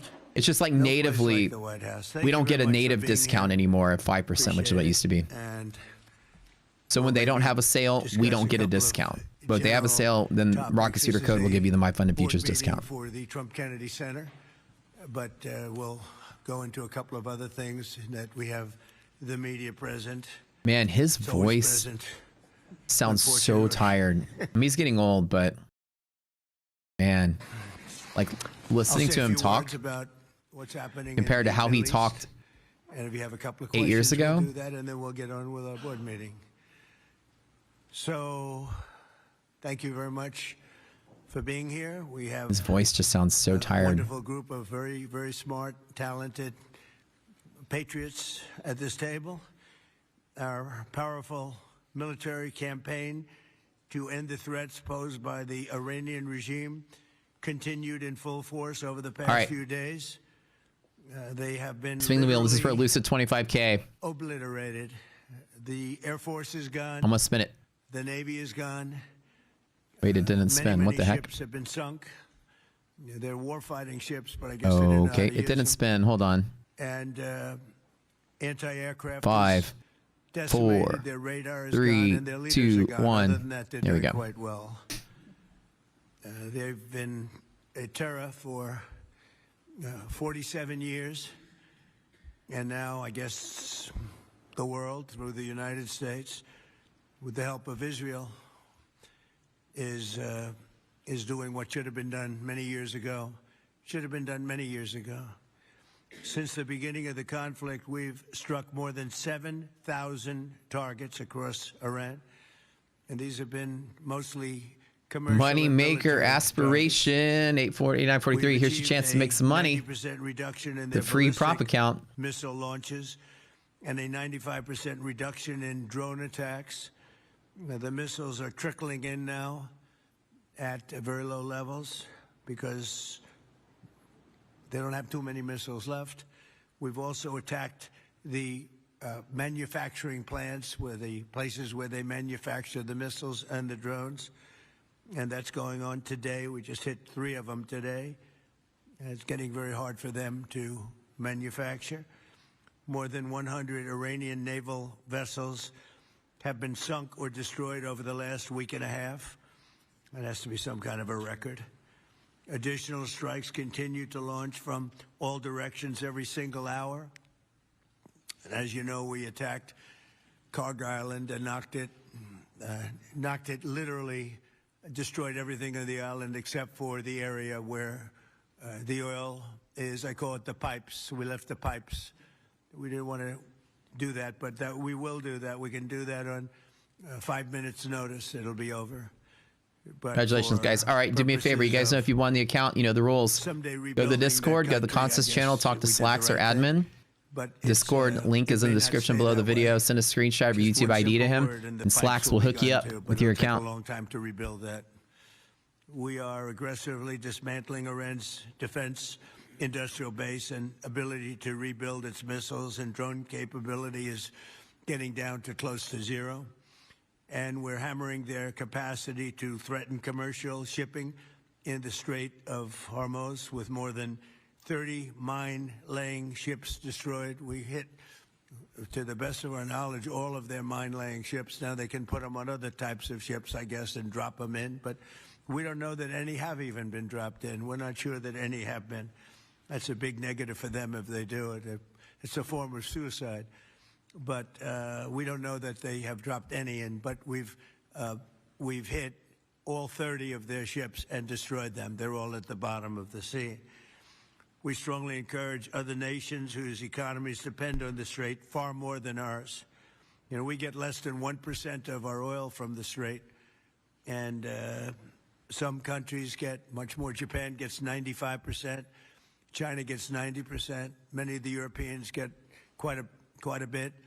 South Korea gets 35%. So we want them to come and help us with the Strait. We have it in very good shape. The countries, I said, we've already taken care of Iran, but now, because of the fact that literally a single terrorist can put something in the water or shoot something or shoot a missile, a small missile, and it's fairly close range because it is a tight area, and which is one of the reasons they've always used that as a weapon. Iran has always used that as an economic weapon, and it's not going to be able to be used very long. Should I just short numerous this? It doesn't countries look have like told Trump's me saying they're anything to rally the on market. way. Some are very enthusiastic about it, and some are. Should I just some are like countries fire that off a we've helped short for many, below many DD ban on years. S&P? A fourth time fall protected back? them Should I just do it? from horrible Giveaway's outside over, you guys. We already sources, give away the Lucid. and they weren't that enthusiastic. And the level of Should I just short it? enthusiasm it matters to me. We have some countries where we have 45,000 Like one account. soldiers, great soldiers, protecting them from harm's way. And we have done a great job. And Like short well, we NQ wanna on the know, do you DD have any ban. Chase it. minesweepers? Well, With like 3 contracts and just leave it at that. I said, you mean for 40 Like years we're he's protecting talking you and you Market's don't just wanna like, get forget involved this in dude. He ain't something saying that anything good. is very Like, minor. Very few fuck shots this. going to be taken because they don't have many shots Like left. let's just bet that we close below DD so ban, I I'd guess. rather Oh my not, god, look, there's like a red candle there already. Okay. involved. I just want the fake news. Can we just media bet that we and close below everybody else DD to ban? I remember think that that was said because when can we get to the can we fill the I've gap been a today? big I don't think critic Resilience is painting that all picture. of the protecting But of is it countries possible? because Like I know that said, we'll 3 protect contracts. them. I'm not gonna cry over this. And if ever needed, if we ever needed 18K help, profits today they on this won't be there account. for Probably us. another, I've I don't just known know, that for a long period of time. Just 10, like I knew about the straight that it would 26, be a weapon. 36, 46, I predicted 54K a long today. time ago, predicted all of this stuff. You guys Giveaway's were very over, you generous in guys. that. I predicted all of it. I predicted Osama bin Laden would knock out the World Trade Center. I made that prediction a year before he did it. I said, you better get him. He's a bad guy. I watched him be interviewed one time, and I said, that's a bad guy. You better get him. 1 year before, exactly. I wrote it in a book. You can even check about a year before the World Trade Center then came down. President Clinton actually had a shot at him, and he didn't take it. Unfortunately, I'm not blaming him for that, but he didn't take it.